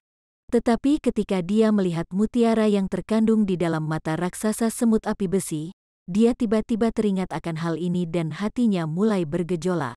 Dia tidak menyangka bahwa dia akan benar-benar mendapatkan kristal yang disempurnakan. Itu adalah bahan pelengkap puncak untuk memperkuat alat sulap. Selama bahan ini digabungkan dengan harta ajaib, tidak hanya kekuatannya akan meningkat, tetapi ketahanan tubuh harta ajaib itu akan segera menguat ke titik ketidakpercayaan. Setelah titik itu, akan sulit membayangkan apapun yang bisa mematahkannya. Juga tidak diketahui apakah Wan Tianming tidak mengetahui tentang item ini atau mengabaikannya karena kelalaian. Bagaimanapun, itu menguntungkan Han Li. Selama dia meluangkan waktu untuk memperbaikinya menjadi pedang penghangat awan bambu, kekuatan mereka pasti akan meningkat ke level lain. Sementara Yuan Yao tidak tahu tentang kristal halus itu, dia tahu itu pasti barang bagus dari ekspresi bahagia Han Li.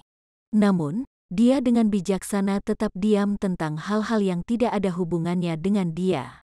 Keduanya melanjutkan perjalanan mereka dalam diam. Di aula batu yang sangat kasar dengan luas sekitar 200 meter dan tinggi sekitar 30 meter adalah formasi transportasi. Terlepas dari formasi transportasi di tengah, masing-masing dinding memiliki gerbang batu besar setinggi sekitar 10 meter. Saat ini, masing-masing gerbang disegel sekencang sel penjara. Ada juga sekitar 100 meja dan kursi batu yang tidak serasi. Kursi batu ini jarang ditempati oleh 6 pembudidaya dengan berbagai ekspresi. Grandmaster Zenith Yin, Awam King Yi dan Wan Tianming adalah satu-satunya pembudidaya Naschen Soul yang hadir. Para pembudidaya lainnya adalah pembudidaya formasi inti yang terlambat, tidak ada yang bisa dianggap lemah. Setiap ekspresi mereka cemberut, dan mereka tidak tertarik untuk berbicara. Suasana aula batu sangat mencekik. Grandmaster Zenith Yin sangat mengerikan dengan kulit pucatnya. Dia menatap formasi transportasi saat matanya terus berkedip dengan kilatan yang tidak menyenangkan.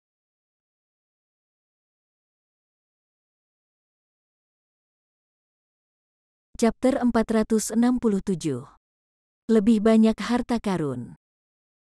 Para pembudidaya ini adalah yang pertama mencapai ujung jalan es dan api. Sementara gurun hitam dan hutan es darah secara alami terbukti bukan ancaman bagi para pembudidaya jiwa yang baru lahir, para pembudidaya formasi inti yang terlambat sangat menderita untuk melarikan diri dari mereka. Adapun pembudidaya yang lebih lemah, peluang mereka suram. Hanya beberapa dari mereka yang berhasil sampai di sini sejauh ini. Zenith Yin dan awam King Yi secara alami mengkhawatirkan nasib Hanli. Jika Hanli mati di jalan batu cair, laba-laba Bloodjet miliknya akan binasa bersamanya, meninggalkan mereka tanpa alasan untuk bersuka cita. Zenith Yin, yang paling diuntungkan, merasa sangat buruk, jauh lebih buruk daripada awam King Yi. Meskipun Wan Tianming tampak tenang, dia telah menundukkan kepalanya dan diam-diam menatap tangannya yang lebar dan kurus dengan tatapan dingin. Secara alami, ketiga pembudidaya jiwa yang baru lahir ini mengetahui perubahan aneh dari jalur es dan api. Mereka yakin bahwa perubahan ini ada hubungannya dengan para tetua Istana Bintang yang belum muncul, menyebabkan mereka semua mengatupkan gigi mereka dalam kebencian dan merasa sangat gentar. Apa maksud dibalik tindakan Istana Bintang? Mungkinkah mereka benar-benar ingin merobek wajah Tao yang benar dan iblis? Waktu perlahan berlalu di bawah atmosfer yang menyesakkan ini. Menhuzi, Tian Wuxi, petani tua, Wu Chou, dan Bon Sage semuanya akhirnya tiba dari formasi transportasi dari Istana Batu. Orang-orang ini memiliki ekspresi yang menyedihkan atau menggertakkan gigi mereka dalam kemarahan yang membara. Mereka jelas-jelas mengutuk para tetua Istana Bintang karena menyebabkan perubahan ini. Saat ini, hanya tinggal setengah hari lagi sebelum jalur es dan api ditutup. Ekspresi Zenith Yin awalnya melunak saat melihat Wu Chou muncul. Tetapi dengan Hanli yang masih hilang, wajahnya menjadi tidak sedap dipandang sekali lagi. Wu Chou mampu melewati jalur es dan api tanpa cedera karena dia beruntung telah diberi harta pelindung kuno sebelumnya. Zenith Yin tidak menyangka dia perlu memberi Hanli harta seperti itu untuk melindungi dirinya sendiri. Agaknya, King Yi dan Menhuzi juga merasa menyesal atas hal ini. Bagaimanapun, King Yi dan Menhuzi juga memiliki banyak harta kuno yang kuat. Jika mereka memberikan beberapa dari mereka untuk Hanli, mereka tidak perlu khawatir tentang kelangsungan hidupnya. Dengan pemikiran itu, Zenith Yin dengan muram melirik lelaki tua itu dan Menhuzi. Orang tua berjubah Konfusianisme saat ini sedang menatap formasi transportasi dengan ekspresi berfluktuasi, tampak sedang memikirkan sesuatu. Menhuzi menatap atap aula dengan dagu bergerak sambil bergumam pada dirinya sendiri. Jelas bahwa dia juga sedang memikirkan sesuatu. Melihat ini, kemarahan Zenith Yin yang terpendam semakin kuat, tetapi hatinya segera menjadi tenang. Dia hanya harus menghadapi kenyataan dan mempertimbangkan langkahnya untuk maju tanpa Bloodjet Spider. Pada saat itu, Bon Sage sedang duduk bersila di atas meja batu. Matanya setengah terbuka, tampak seolah-olah dia sedang menyempurnakan Qi. Meskipun dia sedikit terkejut dengan ketidakhadiran Hanli, itu masuk akal. Menurut pandangannya, kekuatan sejati Hanli paling-paling adalah dari seorang kultivator formasi inti yang terlambat. Dia hanya memiliki peluang 50% untuk berhasil melewati transformasi aneh jalan es dan api. Tapi tanpa bantuan Hanli, dia takut dia tidak memiliki kekuatan untuk menghadapi Zenith Yin. Bon Sage menjadi tidak yakin apakah dia bisa mengambil tindakan di dalam Heaven Void Hall. Mungkin dia akan mencari kesempatan lain yang cocok dan meluangkan waktu untuk mempersiapkan diri dengan lebih baik, meningkatkan peluang keberhasilannya. Merasa tak berdaya, Bon Sage tidak bisa menahan diri untuk mengutuk para tetua Istana Bintang untuk waktu yang lama. Adapun Wan Tianming dan pembudidaya Dao benar lainnya, mereka juga memiliki perut penuh keluhan. Mereka tidak punya pilihan selain mengubah rencana awal mereka untuk menarik dukungan dari para pembudidaya formasi inti. Ketika berbagai sikap dan desain jahat muncul di antara mereka yang berada di dalam aula batu, dua tetua Istana Bintang berpakaian putih tiba-tiba muncul dalam formasi transportasi di tengah aula. Pada saat itu, semua orang menatap kedua pembudidaya dengan ekspresi mengancam. Pria berpakaian putih berwajah ramah itu mengabaikan tatapan dingin mereka dan mengalihkan pandangannya ke seberang ruangan. Dia kemudian menghela nafas dalam-dalam dan berkata, siapa di antara Anda rekan Taois yang tidak bijaksana yang mengaktifkan pembatasan ganas di jalur es dan api? Anda membuat perubahan besar di Ngarai. Kami berdua tidak dapat menemukan cara untuk membalikkan perubahan ini, yang mengakibatkan hilangnya banyak Taois dari dunia kultivasi. Kami cukup malu atas kegagalan ini dan akan memohon pengampunan dari Star Palace Sage ketika kami kembali, menghabiskan lebih dari 100 tahun dalam meditasi. Dia muncul seolah-olah dia benar-benar menyesal. Setelah mendengar itu, para pembudidaya Dao yang benar dan iblis tanpa malu-malu mengutuk mereka di dalam hati mereka. Mereka berencana untuk menyingkirkan masalah itu dengan kata-kata sembrono seolah-olah perselingkuhan itu tidak ada hubungannya dengan mereka. Namun, apa yang terjadi selanjutnya adalah seperti yang mereka berdua duga. Meskipun orang-orang di istana dengan dingin memelototi mereka, tidak ada dari mereka yang mengambil inisiatif untuk menanyai mereka. Menhuzi, Wan Tianming, dan eksentrik Naschen Sol lainnya dengan ganas melirik mereka beberapa kali, tetapi mereka akhirnya berbalik, masing-masing memikirkan urusan mereka sendiri. Sepertinya tidak ada yang berani memprovokasi Istana Bintang dengan mudah. Setelah dua tetua berambut putih itu saling melirik sambil tersenyum, mereka duduk di sudut dan memejamkan mata dalam meditasi. Meski masih banyak yang merasa bungkam, tidak ada yang mau berinisiatif bertindak. Pada saat berikutnya, dua orang muncul dengan kilatan cahaya putih dari formasi transportasi, Han Li dan Yuan Yao. Saat Zenith Yin melihat Han Li muncul, matanya menjadi cerah dan dia berteriak, "Han Li!" Dia kemudian melambaikan tangannya ke arah Han Li sambil tersenyum, membuatnya segera datang. Menhuzi dan Awam King Yi juga mengungkapkan ekspresi kejutan yang menyenangkan. Setelah bertukar pandang satu sama lain, keduanya dengan belak-belakan berjalan ke sisi Zenith Yin. Han Li menghela nafas dalam pikirannya. Setelah mengucapkan beberapa patah kata kepada Yuan Yao, Han Li membangkitkan semangatnya dan berjalan menuju Zenith Yin. Karena Han Li untungnya tahu bahwa para eksentrik iblis Dao ini membutuhkannya dalam perburuan harta karun, dia bisa tetap tenang. Selain itu, Han Li merasa sangat yakin setelah melihat Bon Sage ketika dia memasuki aula besar. Setelah Zenith Yin memanggil Han Li, dia dengan hangat menyapanya dan mengambil peran standar sebagai master yang baik hati, menanyakan keadaan jalan batu cair. Han Li tidak menjelaskan terlalu detail dan hanya memberikan deskripsi singkat dan samar untuk menjelaskan gerakannya. Dia mengerti bahwa Zenith Yin sebenarnya tidak peduli dengan masalah ini.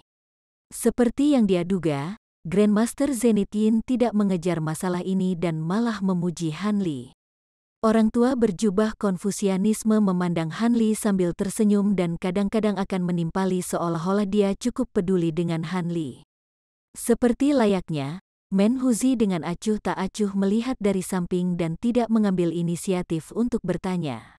Namun, ketika Han Li mengembalikan Glacial Ice Pearl kepadanya, Menhuzi melambaikan tangannya dengan santai, menunjukkan bahwa dia memberikannya kepada Han Li. Tampaknya para eksentrik tua ini lebih menghargai Han Li sekarang karena dia selangkah lebih dekat untuk memasuki aula dalam, setelah bergegas melalui jalan es dan api. Namun, Wu Chou menatapnya dari samping dengan permusuhan yang meningkat, kadang-kadang mengungkapkan kilatan jahat dari matanya. Zenith Yin sepertinya menyadari hal ini dan tiba-tiba menatap Wu Chou, menyampaikan beberapa patah kata padanya. Wu Chou tiba-tiba menundukkan kepalanya, dan ekspresinya kembali normal setelah dia mengangkat kepalanya lagi.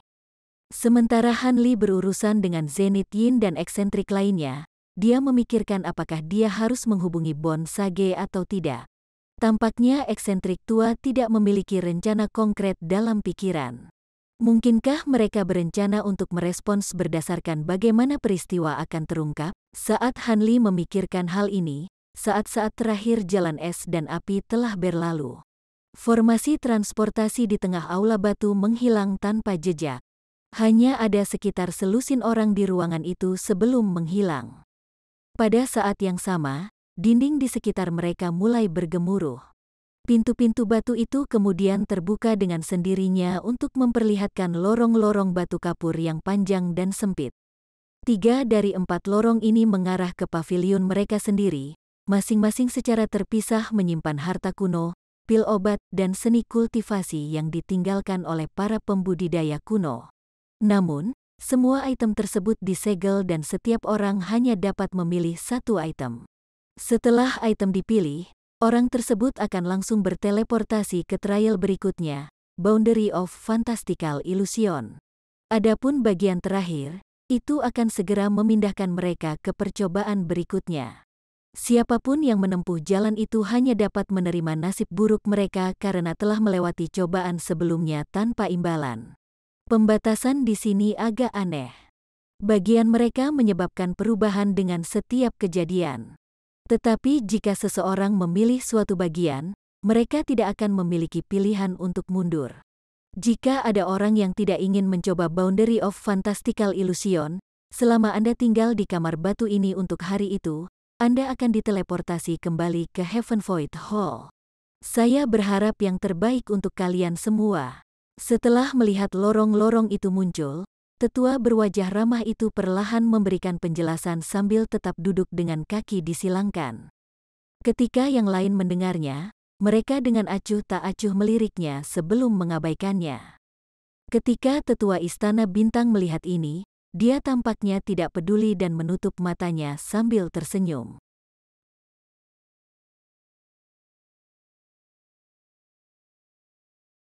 Chapter 468. Paviliun Cahaya Harta Karun.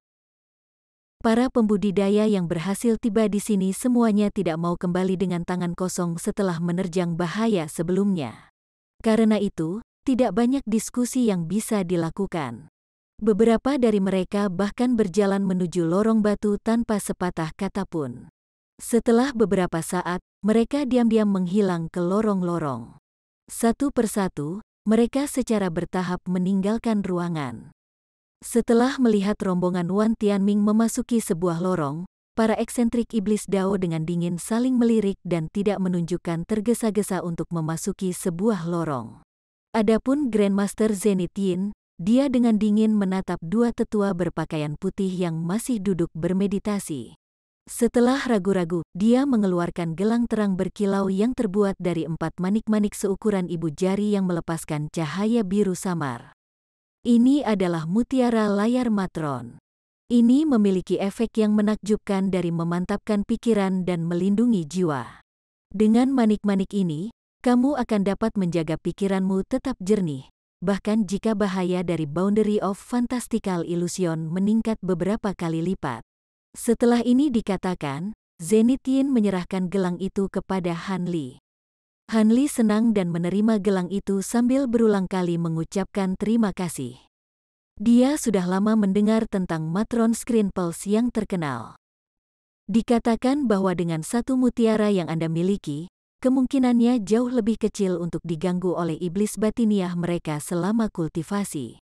Han Li merasa benar-benar mengejutkan bagi Zenith untuk dengan murah hati memberinya gelang yang mengikat keempat harta agung ini agar dia berhasil melewati cobaan terakhir. Dari penampilan Zenith Yin yang enggan dan ragu-ragu, Han Li menganggap bahwa karena akan memalukan untuk segera merebutnya kembali, Zenith Yin pasti akan mengambilnya kembali setelah perburuan harta karun ketika tidak ada lagi yang bisa didapat. Namun, ada banyak desain jahat yang bersembunyi di dalam Heaven Void Hall. Bahkan seorang kultivator jiwa baru lahir seperti Grandmaster Zenith Yin diam-diam diplot oleh Bon Sage. Han Li memiliki keraguan yang kuat tentang apakah master dalam namanya akan dapat meninggalkan Heaven Void Hall hidup-hidup. Han Li mengenakan gelang di depan Zenith Yin dan dengan hati-hati memeriksanya. Matron Screen Pulse tampaknya terbuat dari kayu dan emas, padahal sebenarnya tidak. Mereka juga membawa aroma berat yang mirip dengan kayu cendana. Ketika seseorang menciumnya, pikiran mereka menjadi jernih dan semangat mereka terbangun. Seperti yang diharapkan, itu luar biasa. Masuk akal untuk mengatakan bahwa Matron Screen Pulse ini cukup untuk membuat Anda tetap aman. Tapi untuk memastikan keselamatanmu, teman muda Han harus membawa ini juga. Ini adalah jimat harta yang saya sempurnakan dari jarum Naitazure saya, tetapi kekuatannya beberapa kali lebih kuat dari harta sihir biasa. Silakan gunakan untuk melindungi diri Anda sendiri. Orang tua berjubah Konfusianisme mengeluarkan jimat biru dan menyerahkannya kepada Han Li sambil tersenyum. Sebuah jimat harta dari jarum Naitazure. Hanli awalnya tercengang ketika mendengar ini, tetapi dia segera menjadi bersemangat. Ini adalah jimat harta karun dari seorang pembudidaya Naschenso. Pada dasarnya tidak ada bandingannya dengan jimat harta karun sampah biasa. Meskipun Divine Devil Burn Lightning dari pedang bambu Cloud Swarm miliknya sangat kuat, dia tidak bisa menggunakannya di setiap kesempatan. Dengan item ini, keamanannya akan sangat meningkat. Hanli mengambil barang itu tanpa penolakan dan dengan hormat mengucapkan terima kasih. Pada saat itu, Menhuzi tanpa berkata-kata mengeluarkan sepotong baju besi hitam. Itu ditutupi sisik kilin perak dan tampak cukup berat. Ketika Zenith Yin melihat ini, hatinya tergerak dan ekspresi keserakahan sesaat muncul di wajahnya. Dia buru-buru berkata, "Brother Man cukup murah hati untuk memberikan harta yang terhormat ini, Royal Scale Plate, untuk kelangsungan hidup murid junior saya. Saya, tuannya, dan murid junior saya sangat berterima kasih." Menhuzi melirik Hanli dan berkata dengan ekspresi jahat, "Saya memperoleh baju besi berharga ini lebih dari 100 tahun yang lalu, dan itu masih terbukti berguna bagi saya. Tapi karena seni iblis surgawiku telah mencapai tahap sukses besar, aku akan meminjamkan item ini kepada anak muda untuk perlindungan. Ketika saatnya tiba, Anda sebaiknya tidak mengecewakan saya, atau yang lain." Hehe, Hanli tidak mampu menjaga penampilannya yang tenang setelah mendengarnya. Zenith Yin tampak kecewa sesaat ketika dia mendengar baju besi itu hanya dipinjamkan, tetapi dia segera tersenyum, berkata, "Bagus. Dengan harta ini, murid junior saya pasti akan tetap aman terlepas dari bahaya apa yang dia hadapi. Mari kita pergi mengambil harta kita. Lorong-lorong itu tidak akan tetap terbuka selamanya." Menhuzi dan awam King Yi tidak keberatan dengan ini, tetapi mereka tidak bergerak untuk pergi. Sebaliknya, mereka pertama-tama melihat Hanli secara mendalam. Hanli terkejut sesaat sebelum tersenyum pahit. Tampaknya mereka takut dia akan berbalik dari ketakutan, jadi mereka akan melihatnya melewati lorong terlebih dahulu. Akibatnya, Hanli berjalan ke lorong dengan sedikit senyum. Segera setelah itu, 3 pembudidaya iblis Dao saling memandang sambil tersenyum, masing-masing berjalan ke salah satu dari 3 lorong lainnya. Ketika 2 lelaki tua berpakaian putih adalah satu-satunya yang tersisa di aula batu, lelaki tua berwajah kasar itu perlahan berbicara tanpa membuka matanya. "Tidakkah menurutmu tindakan para pembudidaya iblis Dao agak aneh?" Nada suaranya terasa sedikit sinis. Pria tua berwajah ramah itu mengerutkan kening dan setuju. "Meskipun eksentrik tua itu menggunakan metode untuk mengganggu pengintaian kami, tampak dari ekspresi mereka bahwa mereka sangat menghargai anak muda pembudidaya formasi inti awal itu. Selain itu, mereka bahkan memberinya beberapa item untuk perlindungan." Setelah pertukaran ini, keheningan kembali. Pria tua berwajah kasar itu bertanya dengan ekspresi muram, "Bagaimana menurutmu?" Satu-satunya hal yang eksentrik tua itu adalah manfaat. Dan satu-satunya hal yang akan menggerakkan mereka adalah Heaven Void Cauldron di aula dalam. Anak muda formasi inti itu seharusnya bisa membantu mereka merebut harta karun itu. Pria tua berwajah ramah itu dengan ragu-ragu menjawab. Seandainya Hanli mendengarnya, dia pasti tidak bisa berkata-kata. Kedua orang ini benar-benar licik. Dengan hanya beberapa kata, mereka hampir berhasil menebak kebenarannya. Ini akan mengakibatkan ketakutan dan rasa hormat Hanli jika dia ada di sana. Rebut kuali Heaven Void? Mereka masih melamun tentang ini, kecuali seseorang memiliki binatang roh yang telah lama punah dari laut bintang yang tersebar, segala upaya akan sia-sia. Kalau tidak, Master Heavenly Star Sage akan merebutnya beberapa generasi yang lalu. Pria tua berwajah kasar itu berbicara dengan jijik. Itu bisa terjadi. Mungkin ada beberapa individu ambisius yang memasuki hutan belantara, menghabiskan waktu dan usaha untuk sepotong kesempatan. Bagaimanapun, dalam kejadian terakhir Heaven Void Hall, Heaven Void Cauldron hampir disita. Meskipun orang itu baru saja berhasil membuka tutupnya pada saat terakhir dan bahkan pil Heavenman mereka dirampok oleh orang lain, Wan Tianming memang memiliki kesempatan, mengingat ulat sutra berulir emas miliknya. Karena seperti itu, sebaiknya kita diam-diam mengikuti mereka untuk berjaga-jaga. Akan lebih baik jika mereka tidak mendapatkannya. Jika mereka benar-benar berhasil mendapatkan harta karun itu, kita tidak bisa membiarkan pil Heavenman jatuh ke tangan mereka. Tentu saja, Han Li tidak tahu bahwa dia telah membangkitkan perhatian dua tetua penegak Istana Bintang. Saat ini, dia sedang menaiki tangga batu kapur spiral dengan ekspresi takjub. Tidak lama setelah dia memasuki lorong, dia bertemu dengan tangga batu spiral yang tak berujung. Dia masih belum mencapai akhir bahkan setelah berjalan selama waktu yang dibutuhkan untuk menyelesaikan makan. Keingintahuan Han Li semakin kuat. Seberapa jauh tempat ini mencapai, menenangkan keraguan di hatinya, Han Li terus menaiki tangga dengan tenang. Setelah memanjat 400 meter lagi, Han Li melihat secercah cahaya. Dengan semangat yang baru terbangun, dia mempercepat langkahnya dan akhirnya tiba di pintu keluar. Hati Han Li tergerak ketika dia melihat sekilas apa yang terbentang melewati pintu keluar. Dia buru-buru melangkah. Dia tiba di bawah langit kuning gelap yang suram. Itu dipenuhi dengan awan kelabu dan tidak memiliki matahari. Itu adalah dunia silinder besar yang tak terduga. Luasnya mencapai sekitar 4.000 meter. Pada pandangan pertama, itu tampak agak sempit karena perbatasan dunia dilapisi dengan dinding kabut tebal yang tidak bisa dilihat. Dia berdiri di celah dinding kabut di mana jembatan batu giok putih sepanjang 40 meter mengambang di udara. Jembatan itu sangat indah dan diukir dengan naga dan burung phoenix. Itu mengarah ke paviliun persegi panjang yang melayang di tengah area. Paviliun dua lantai tingginya lebih dari 100 meter dan dibangun seluruhnya dari batu giok. Itu bersinar dari udara seolah-olah itu adalah istana dari akhirat. Sebuah papan nama emas tergantung dari pintu masuknya dengan kata-kata Paviliun Cahaya Harta Karun yang ditulis dalam naskah kuno. Han Li tidak bergerak untuk buru-buru menginjakan kaki di jembatan dan malah dengan hati-hati memeriksa paviliun.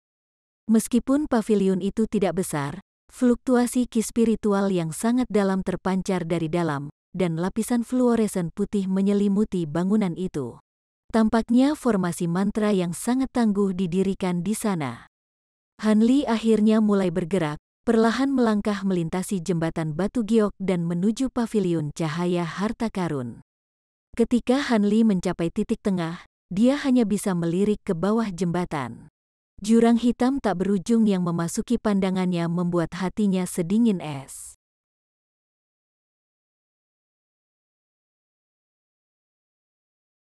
Chapter 469. Memperoleh harta karun. Sementara Han Li biasanya tabah, pemandangan ini menyebabkan pikirannya bergoyang, membuatnya linglung.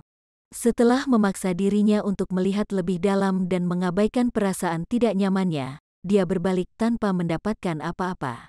Meskipun memiliki indera spiritual yang luar biasa, dia tidak dapat mengetahui apapun tentang jurang maut. Setelah itu, Han Li melanjutkan perjalanannya tanpa ragu-ragu. Begitu dia semakin dekat ke paviliun, ukuran sebenarnya terungkap, muncul setidaknya 4 kali lebih besar dari bangunan biasa. Pintu masuknya adalah pintu melengkung yang tingginya 6 meter dan ditutupi oleh layar cahaya kuning. Setelah Han Li tiba di depan, dia memeriksa layar cahaya dan memiringkan kepalanya untuk berpikir. Dengan kilatan cahaya biru, tangannya ditutupi cahaya pedang. Dia dengan ringan menyentuh layar cahaya dengan jarinya. Layar cahayanya berdesir, tapi itu memungkinkan cahaya pedang masuk tanpa perlawanan sedikit pun. Han Li merasa sedikit terkejut dengan ini. Dia kemudian menarik cahaya pedang biru dan memasukkan lengannya ke dalam cahaya kuning. Rasanya agak dingin seolah-olah lengannya dikelilingi oleh air. Tanpa ragu-ragu lagi, Han Li melangkah maju, menghilang ke penghalang cahaya. Tapi setelah dia memasuki pintu melengkung, Han Li berdiri di tempat dengan ekspresi heran. Dia melihat deretan meja giok putih bundar setinggi sekitar 1 meter, masing-masing dengan ukuran berbeda. Permukaan mereka ditutupi penghalang cahaya yang berkedip-kedip dari semua warna seolah-olah mereka menyembunyikan sesuatu di bawahnya. Tatapan Han Li terfokus, mengungkapkan kegembiraan. Ketika Han Li pertama kali melihat kata-kata paviliun harta karun, dia sudah menduga bahwa dia telah menemukan keberuntungan besar. Paviliun ini kemungkinan besar berisi harta karun kuno. Namun, tampaknya paviliun itu sepi. Tampaknya semua orang yang telah tiba di sini pergi ke lantai 2 atau telah memilih harta karun kuno dan melanjutkan perjalanan. Dengan pemikiran itu, Han Li memeriksa meja giok. Seperti yang dia duga, ada meja giok yang tidak memiliki item dan penghalang cahaya. Dan tangga ke lantai 2, Han Li sedikit bingung. Dia menyapu pandangannya ke sekeliling dan tidak dapat menemukannya. Setelah melihat sekeliling beberapa kali dengan penuh minat, Han Li melihat meja batu giok yang sangat tidak biasa. Meja giok ini berada di belakang lantai pertama dan muncul sendirian. Itu sangat halus dan diukir dengan tanda jimat yang dalam dan samar. Han Li memeriksanya beberapa kali dan mengambil dari pengetahuannya sendiri tentang formasi mantra untuk menyimpulkan bahwa itu adalah formasi transportasi sederhana dengan bentuk yang aneh. Dia kemudian perlahan berjalan melewati deretan meja batu giok dan menatap harta karun kuno yang dikandungnya. Setelah melihat mereka, Han Li mengerutkan kening. Bukankah harta karun kuno ini terlalu kurang? Setelah melihat beberapa puluh meja batu giok, Han Li benar-benar kehilangan minatnya. Dia berdiri di tempat, bergumam pada dirinya sendiri dengan tangan bersilang dan ekspresi ragu. Barang-barang di meja batu giok tidak layak disebut harta karun kuno. Mereka semua adalah tombak atau tombak dari gaya kuno. Meskipun mereka semua memancarkan berbagai warna ki kuno, Han Li dengan jelas memahami bahwa barang-barang ini hampir setara dengan pedang terbang dan harta sihir pedang yang digunakan saat ini. Kemampuan mereka tidak akan terlalu luar biasa. Tentu saja, mereka tidak bisa dikatakan tidak berguna. Tapi dengan pedang penghangat awan bambu yang dimilikinya, barang-barang di lantai ini tidak begitu menarik baginya. Dia menginginkan harta karun kuno yang memiliki kemampuan luar biasa seperti keranjang bunganya. Meskipun dia memikirkan ini, dia memaksa dirinya untuk melihat-lihat semua barang di lantai karena takut dia akan melewatkan sesuatu. Akibatnya, Han Li menghela nafas dan berjalan ke formasi transportasi tanpa ragu-ragu lagi. Dia percaya bahwa barang-barang di lantai 2 harus terbukti berbeda. Setelah menempatkan beberapa batu roh pada formasi transportasi, Han Li tiba di lokasi baru dengan kilatan cahaya putih. Ini adalah lantai 2 paviliun cahaya harta karun. Han Li melihat ke depannya dengan mata menyipit dan bibir yang rapat. Ruangan itu tidak besar. Terlepas dari penghalang cahaya bulat besar di depannya, tidak ada hal lain di ruangan itu. Penghalang cahaya tingginya sekitar 40 meter dan melayang sekitar 3 meter di atas tengah ruangan, bersinar dengan cahaya biru yang lembut. Beberapa puluh harta kuno yang berbeda dengan tenang melayang di dalamnya. Ada gulungan, ubin batu giok, mangkuk sedekah, dan spanduk hitam serta banyak item lain yang belum pernah dilihat Han Li sebelumnya. Tidak ada item duplikat untuk dibicarakan. Ketika Han Li melihat ini, dia senang dan tahu dia datang ke tempat yang tepat. Namun, barang-barang ini dipajang secara terbuka. Jika mereka dengan mudah diambil, mereka tidak akan tetap berada di sana pada saat dia tiba. Dengan pemikiran itu, Han Li perlahan berjalan menuju bola cahaya dengan tangan di belakang punggungnya. Setelah dengan cepat mengitarinya beberapa kali, dia berhenti dan membuka mulutnya, meludahkan pedang biru sepanjang 1 inci. Itu berputar di atas kepalanya berkali-kali sebelum menghantam bagian bawah penghalang cahaya sebagai seberkas cahaya biru. Peng! Secercah cahaya biru muncul dari tempat cahaya pedang berusaha menembus penghalang cahaya. Cahaya pedang itu kemudian segera ditolak, tanpa meninggalkan bekas. Han Li tidak terlalu terkejut dengan ini. Ini hanya menunjukkan betapa berharganya harta karun kuno itu. Dengan ekspresi bersemangat, Han Li membuka mulutnya dan menyemburkan 8 pedang kecil lagi. 9 pedang melepaskan jeritan panjang di atasnya dan digabungkan menjadi pedang biru besar. Memukul, Han Li dengan lembut berteriak. Pedang besar itu menghantam penghalang cahaya dengan momentum pemecah gunung. Ledakan. Dalam sekejap pedang besar itu menyentuh penghalang, sebuah lubang besar berukuran 1 meter muncul. Han Li mengungkapkan sedikit kebahagiaan, tetapi sebelum dia bisa bergerak, kekuatan besar tiba-tiba menerbangkan pedang besar itu dari penghalang cahaya. Dengan kilatan cahaya biru, penghalang cahaya kembali normal. Han Li tercengang. Dia kemudian memeriksa kembali bola cahaya dengan ekspresi suram dan dengan dagu di tangan. Tidak lama kemudian, ekspresi Han Li menjadi rileks dan dia tersenyum tipis. Dia menunjuk ke arah pedang besar itu, membuatnya terurai kembali menjadi 9 pedang kecil dengan cincin yang jelas. Setelah mengembalikannya ke tubuhnya, dia meraih ke pinggangnya dan mengeluarkan kantong binatang roh kumbang pemakan emas tanpa ragu sedikit pun. Dengan dengungan keras, kawanan serangga emas dan perak berbondong-bondong keluar dari kantong. Han Li bersiul dengan nada rendah, menyebabkan segerombolan serangga menyerbu ke arah bola cahaya. Dalam sekejap, serangga telah menutupi bagian bawah penghalang cahaya. Hanya dalam beberapa saat, kawanan serangga itu dengan paksa menggerogoti lubang berukuran 1 meter dari penghalang cahaya. Cahaya biru berkembang dari penghalang cahaya, menyebabkan lubang bundar terdistorsi dan menyusut. Penghalang itu pulih dengan kecepatan yang lebih besar daripada yang bisa dihancurkan oleh kumbang pemakan emas. Ketika Han Li melihat ini, dia tidak berani menunda. Dia segera berubah menjadi seberkas cahaya biru tipis dan dengan cepat terbang ke dalam lubang sebelum ditutup. Cahaya biru memudar di dalam penghalang cahaya untuk mengungkapkan Han Li. Dia dengan lembut melayang di antara banyak harta kuno di dalam bola cahaya. Aura kuno mereka menyebabkan dia merasa agak bersemangat. Namun, Han Li tidak berani menunggu terlalu lama dan buru-buru melepaskan indera spiritualnya dalam upaya untuk menyelidiki intensitas ki spiritual harta kuno. Dia segera memasang ekspresi pahit. Perasaan spiritualnya sebenarnya tidak dapat meninggalkan tubuhnya di dalam penghalang. Karena itu, dia hanya bisa mengandalkan pengalaman dan intuisi untuk memilih harta karun. Tanpa pilihan lain, Han Li hanya bisa memelototi item dengan mata melebar. Pisau yang aneh? Tidak, itu jelas merupakan harta karun kuno yang ofensif. Itu tidak langka. Medali komando? Tidak, itu diukir dengan gambar binatang aneh.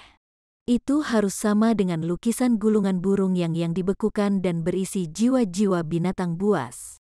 Snare drum, apa ini? Saya tidak bisa melihat kegunaannya.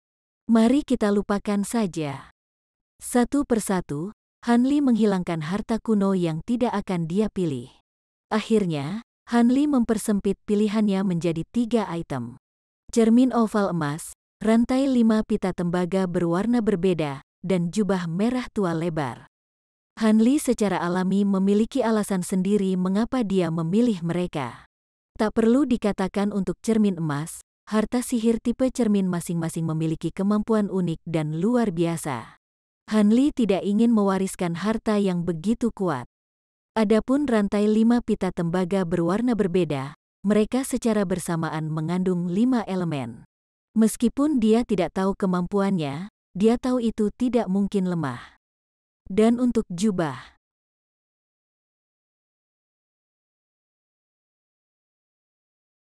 Chapter 470. Armor hitam aneh. Tatapan Han Li terfokus pada jubah hitam terpanjang dari 3 harta. Penampilan jubah ini sangat aneh, terdiri dari 2 lapisan. Bagian dalamnya terbuat dari benang perak, dan bagian luarnya terbuat dari bulu burung yang tidak dikenal.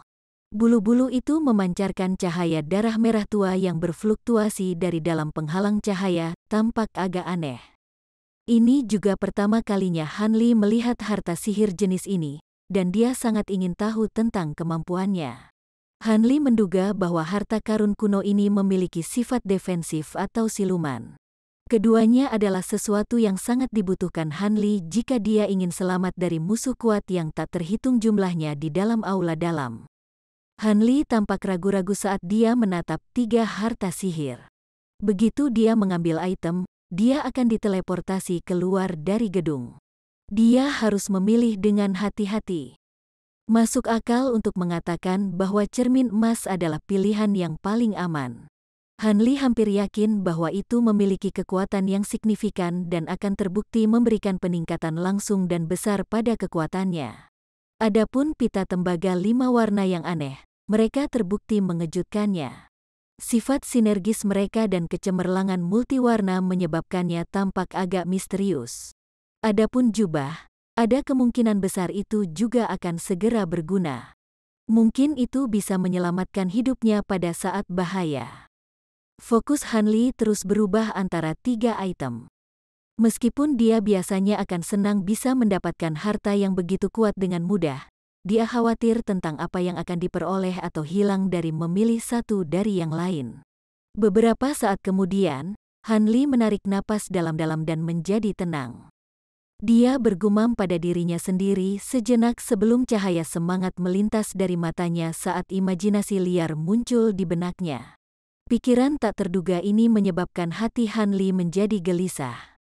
Menurut pengetahuan Han Li tentang mantra dan batasan formasi, batasan teleportasi paksa kelas tinggi ruangan tidak dapat ditipu atau diselesaikan selain dari menemukan inti pusat formasi atau menghapus batasan secara paksa dari seluruh ruangan.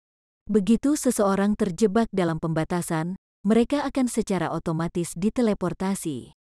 Kedua opsi itu di luar jangkauan Han Li. Menemukan inti utama dari batasan ruangan adalah sesuatu yang akan membutuhkan beberapa tahun untuk dicapai oleh ahli formasi tingkat Grandmaster. Memikirkan hal itu adalah sesuatu yang sebaiknya dibiarkan saja. Adapun untuk menghapus formasi dengan paksa, itu hanya sesuatu yang akan dicoba Han Li jika dia gila. Mengingat banyak eksentrik jiwa baru lahir yang jelas tidak berhasil, dia harus tertipu untuk berpikir bahwa seorang pembudidaya formasi inti seperti dirinya bisa berhasil. Namun, dia memang memiliki wawasan pemecah formasi dari Master Formasi Mantra Jenius Sin Ruin. Catatannya menggambarkan respons teoretis terhadap pembatasan area yang dapat menonaktifkan pembatasan area untuk sementara. Meskipun hanya sesaat, itu akan memberi Han Li cukup waktu untuk mendapatkan harta kuno ekstra. Metode ini membutuhkan kekuatan spiritual kultivator sendiri untuk benar-benar terputus dari ruang yang mengandung energi, tanpa meninggalkan koneksi sedikitpun selama durasi tersebut. Setelah Sin Ruin menulis ini dalam catatannya, dia dengan mengejek menambahkan bahwa bahkan seorang kultivator jiwa baru lahir tidak dapat melakukan hal seperti itu. Pikiran itu hanyalah momen memanjakan imajinasinya. Jika seorang kultivator benar-benar memiliki kemampuan yang luar biasa, mereka tidak perlu melalui kesulitan ini karena mereka dapat mengandalkan kekuatan mereka sendiri untuk menerobos formasi secara paksa. Bagaimanapun, para pembudidaya di dunia ini hanya paling mampu teknik penyembunyian Qi yang bisa menyembunyikan diri dari orang lain. Bagaimana mungkin mereka memutuskan hubungan mereka sendiri dari Qi spiritual langit dan bumi? Tapi ketika Han Li membaca ini di dalam gua kediamannya, dia langsung memikirkan kemampuan aneh kumbang pemakan emasnya dalam melahap energi surga dan bumi. Ini cukup membangkitkan minatnya untuk melakukan tes kecil dengan kumbang pemakan emasnya. Dia telah menghabiskan sedikit waktu untuk itu dan menganggapnya sebagai pengalihan sesaat untuk kemudian dilupakan. Tapi sekarang dia mengingat semua ini, Han Li tidak bisa menahan kegembiraannya yang membara. Setelah beberapa saat mempertimbangkan dengan cermat, Han Li merasa bahwa ini memiliki peluang sukses yang besar. Bahkan jika gagal, dia masih bisa mendapatkan satu harta karun kuno dan tidak akan menderita kerugian. Dengan pemikiran itu, Han Li tidak lagi ragu-ragu. Dia melambaikan kedua tangannya dan mengeluarkan kantong binatang roh di tubuhnya. Beberapa puluh ribu kumbang pemakan emas terbang, berubah menjadi awan serangga besar berdengung yang berputar di sekitar Han Li. Han Li tidak memperhatikan kawanan serangga itu dan mengalihkan pandangannya ke 3 harta karun kuno. Setelah beberapa pemikiran lagi, dia melayang ke jubah merah gelap dengan kawanan serangganya mengikutinya. Ketika Han Li berada sekitar 3 meter dari jubahnya, Han Li merasakan sedikit perubahan pada ki spiritual di sekitarnya. Dia buru-buru berhenti dan memasang ekspresi serius. Tangannya tiba-tiba membentuk segel mantra dan menggunakan serangkaian peluit. Kumbang pemakan emas yang mengelilingi Han Li tiba-tiba menjadi gelisah, dan mereka menyerang Han Li seperti anak panah. Dalam sekejap mata, mereka menutupi seluruh tubuhnya dalam lipatan padat, membenamkannya di lautan perak. Sementara Han Li diselimuti kumbang, peluitnya tidak berhenti, tetapi malah menjadi lebih tajam. Tidak lama kemudian, kumbang di tubuhnya mulai mengeluarkan tangisan lembut, menggemakan peluit Han Li. Tangisan kumbang secara bertahap menjadi lebih keras sampai mulut mereka menganga lebar. Nafas mereka yang terus-menerus tampak tersinkronisasi hingga tingkat yang aneh. Pada saat itu, Han Li menghentikan siulannya dan terdiam. Adegan yang luar biasa diikuti. Tangisan serangga yang merayap di atas tubuh Han Li bercabang menjadi tinggi dan rendah, secara bertahap memunculkan bintik-bintik cahaya hitam. Saat lebih banyak bintik cahaya yang berkedip-kedip muncul, mereka tumbuh lebih besar. Ketika mereka akhirnya bersentuhan, mereka menyatu bersama, menjadi titik cahaya hitam yang lebih besar. Bintik-bintik hitam ini secara bertahap tumbuh lebih besar dan lebih banyak sampai mereka membentuk bola besar. Bola hitam itu muncul seperti bunga krisan yang sedang mekar. Bola seperti bunga perlahan berkembang dan terbuka saat cahaya hitam di bawahnya terus tumbuh lebih besar, membentuk armor hitam pekat di bawahnya. Armor yang tidak bisa ditembus ini menutupi Han Li dan kumbang. Tangisan kumbang segera menghilang dengan munculnya armor. Selain gelap gulita, tidak ada hal lain yang bisa dilihat dari armor itu. Tidak diketahui apakah itu hanya tidak dapat dilihat atau benar-benar kosong dari warna. Pada saat itu juga, Han Li mulai bergerak. Tangan aneh dari cahaya hitam legam bergerak untuk merebut jubah di dekatnya dengan kecepatan kilat. Pada saat yang sama, Han Li dengan kikuk berbalik dan melayang ke arah 5 pita berwarna. Pada saat yang sama Han Li meraih jubah itu, dia dikelilingi oleh cahaya biru yang cemerlang. Sinar cahaya yang tak terhitung jumlahnya menyapu dirinya. Tetapi setelah mereka menyentuh baju besi hitam yang aneh, mereka segera menghilang ke dalam cahaya hitam tanpa jejak. Namun, ini tidak menyebabkan cahaya biru mundur. Sebaliknya, ia menjadi semakin sombong dan berusaha untuk dengan keras menekan armor hitam dengan seluruh kekuatannya, menyebabkannya bergoyang di ambang kehancuran. Han Li terbakar oleh ketidaksabaran, tetapi gerakannya masih tetap hati-hati dan halus, karena takut dia akan mengganggu sesuatu yang lain. Bepergian hanya 20 meter, Han Li merasa seolah-olah dia telah melakukan perjalanan yang sulit selama 2 jam sebelum akhirnya tiba di depan 5 pita tembaga berwarna. Sambil dengan paksa menekan kegembiraannya yang liar, Han Li dengan cepat meraih pita dengan tangan cahaya hitamnya. Pada saat yang hampir bersamaan tangannya menutup di sekitar pita tembaga, armor hitam Han Li diliputi oleh cahaya biru, menyebabkannya pecah dengan keras. Armor itu larut menjadi bercak-bercak kecil sebelum benar-benar menghilang. Sebelum Han Li bahkan bisa bereaksi, dia ditarik ke dalam cahaya biru dan dunia berubah di sekitarnya, menyebabkan dia menghilang tanpa jejak. Dalam kilatan cahaya biru yang menyilaukan, Han Li muncul di sebuah ruangan batu kecil. Setelah bergoyang beberapa kali, dia berhasil menemukan arah dan berdiri tegak sebelum dengan hati-hati memeriksa sekelilingnya. Dia segera menghela nafas lega.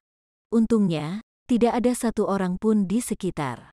Kalau tidak, mereka akan melihat pemandangan yang sangat tidak normal dari dirinya yang ditutupi lapisan kumbang yang merangkak. Setelah selesai merenung, Han Li bersiul. Sebagai tanggapan, kumbang pemakan emas terbang dari tubuhnya dan menjadi awan emas perak berkilau di atas kepalanya. Tanpa memedulikan mereka, Han Li buru-buru melihat kedua benda di tangannya. Meskipun dia sebelumnya telah melihat mereka berkali-kali, Han Li tidak dapat menahan sensasi memiliki barang-barang di tangannya. Dia dengan lembut membelai masing-masing dari dua harta kuno itu sejenak. Jubah itu sangat ringan dan memancarkan sedikit panas. Adapun 5 pita tembaga, mereka sedingin es saat disentuh. Setelah mengagumi kedua harta itu selama beberapa waktu, perhatiannya beralih ke ruang batu. Itu benar-benar kosong terlepas dari formasi transportasi yang membawanya ke sini dan lorong persegi panjang yang tampak benar-benar sepi. Tidak ada hal lain yang menarik di ruangan itu. Saya tidak berpikir editor saya suka kumbang. Bersambung ke chapter 471. Bagi Anda para sahabat kultivator, ketua klan dan ketua sekte, yang telah mengikuti channel Tortorokai, Mimin mengucapkan terima kasih. Sampai jumpa di episode berikutnya.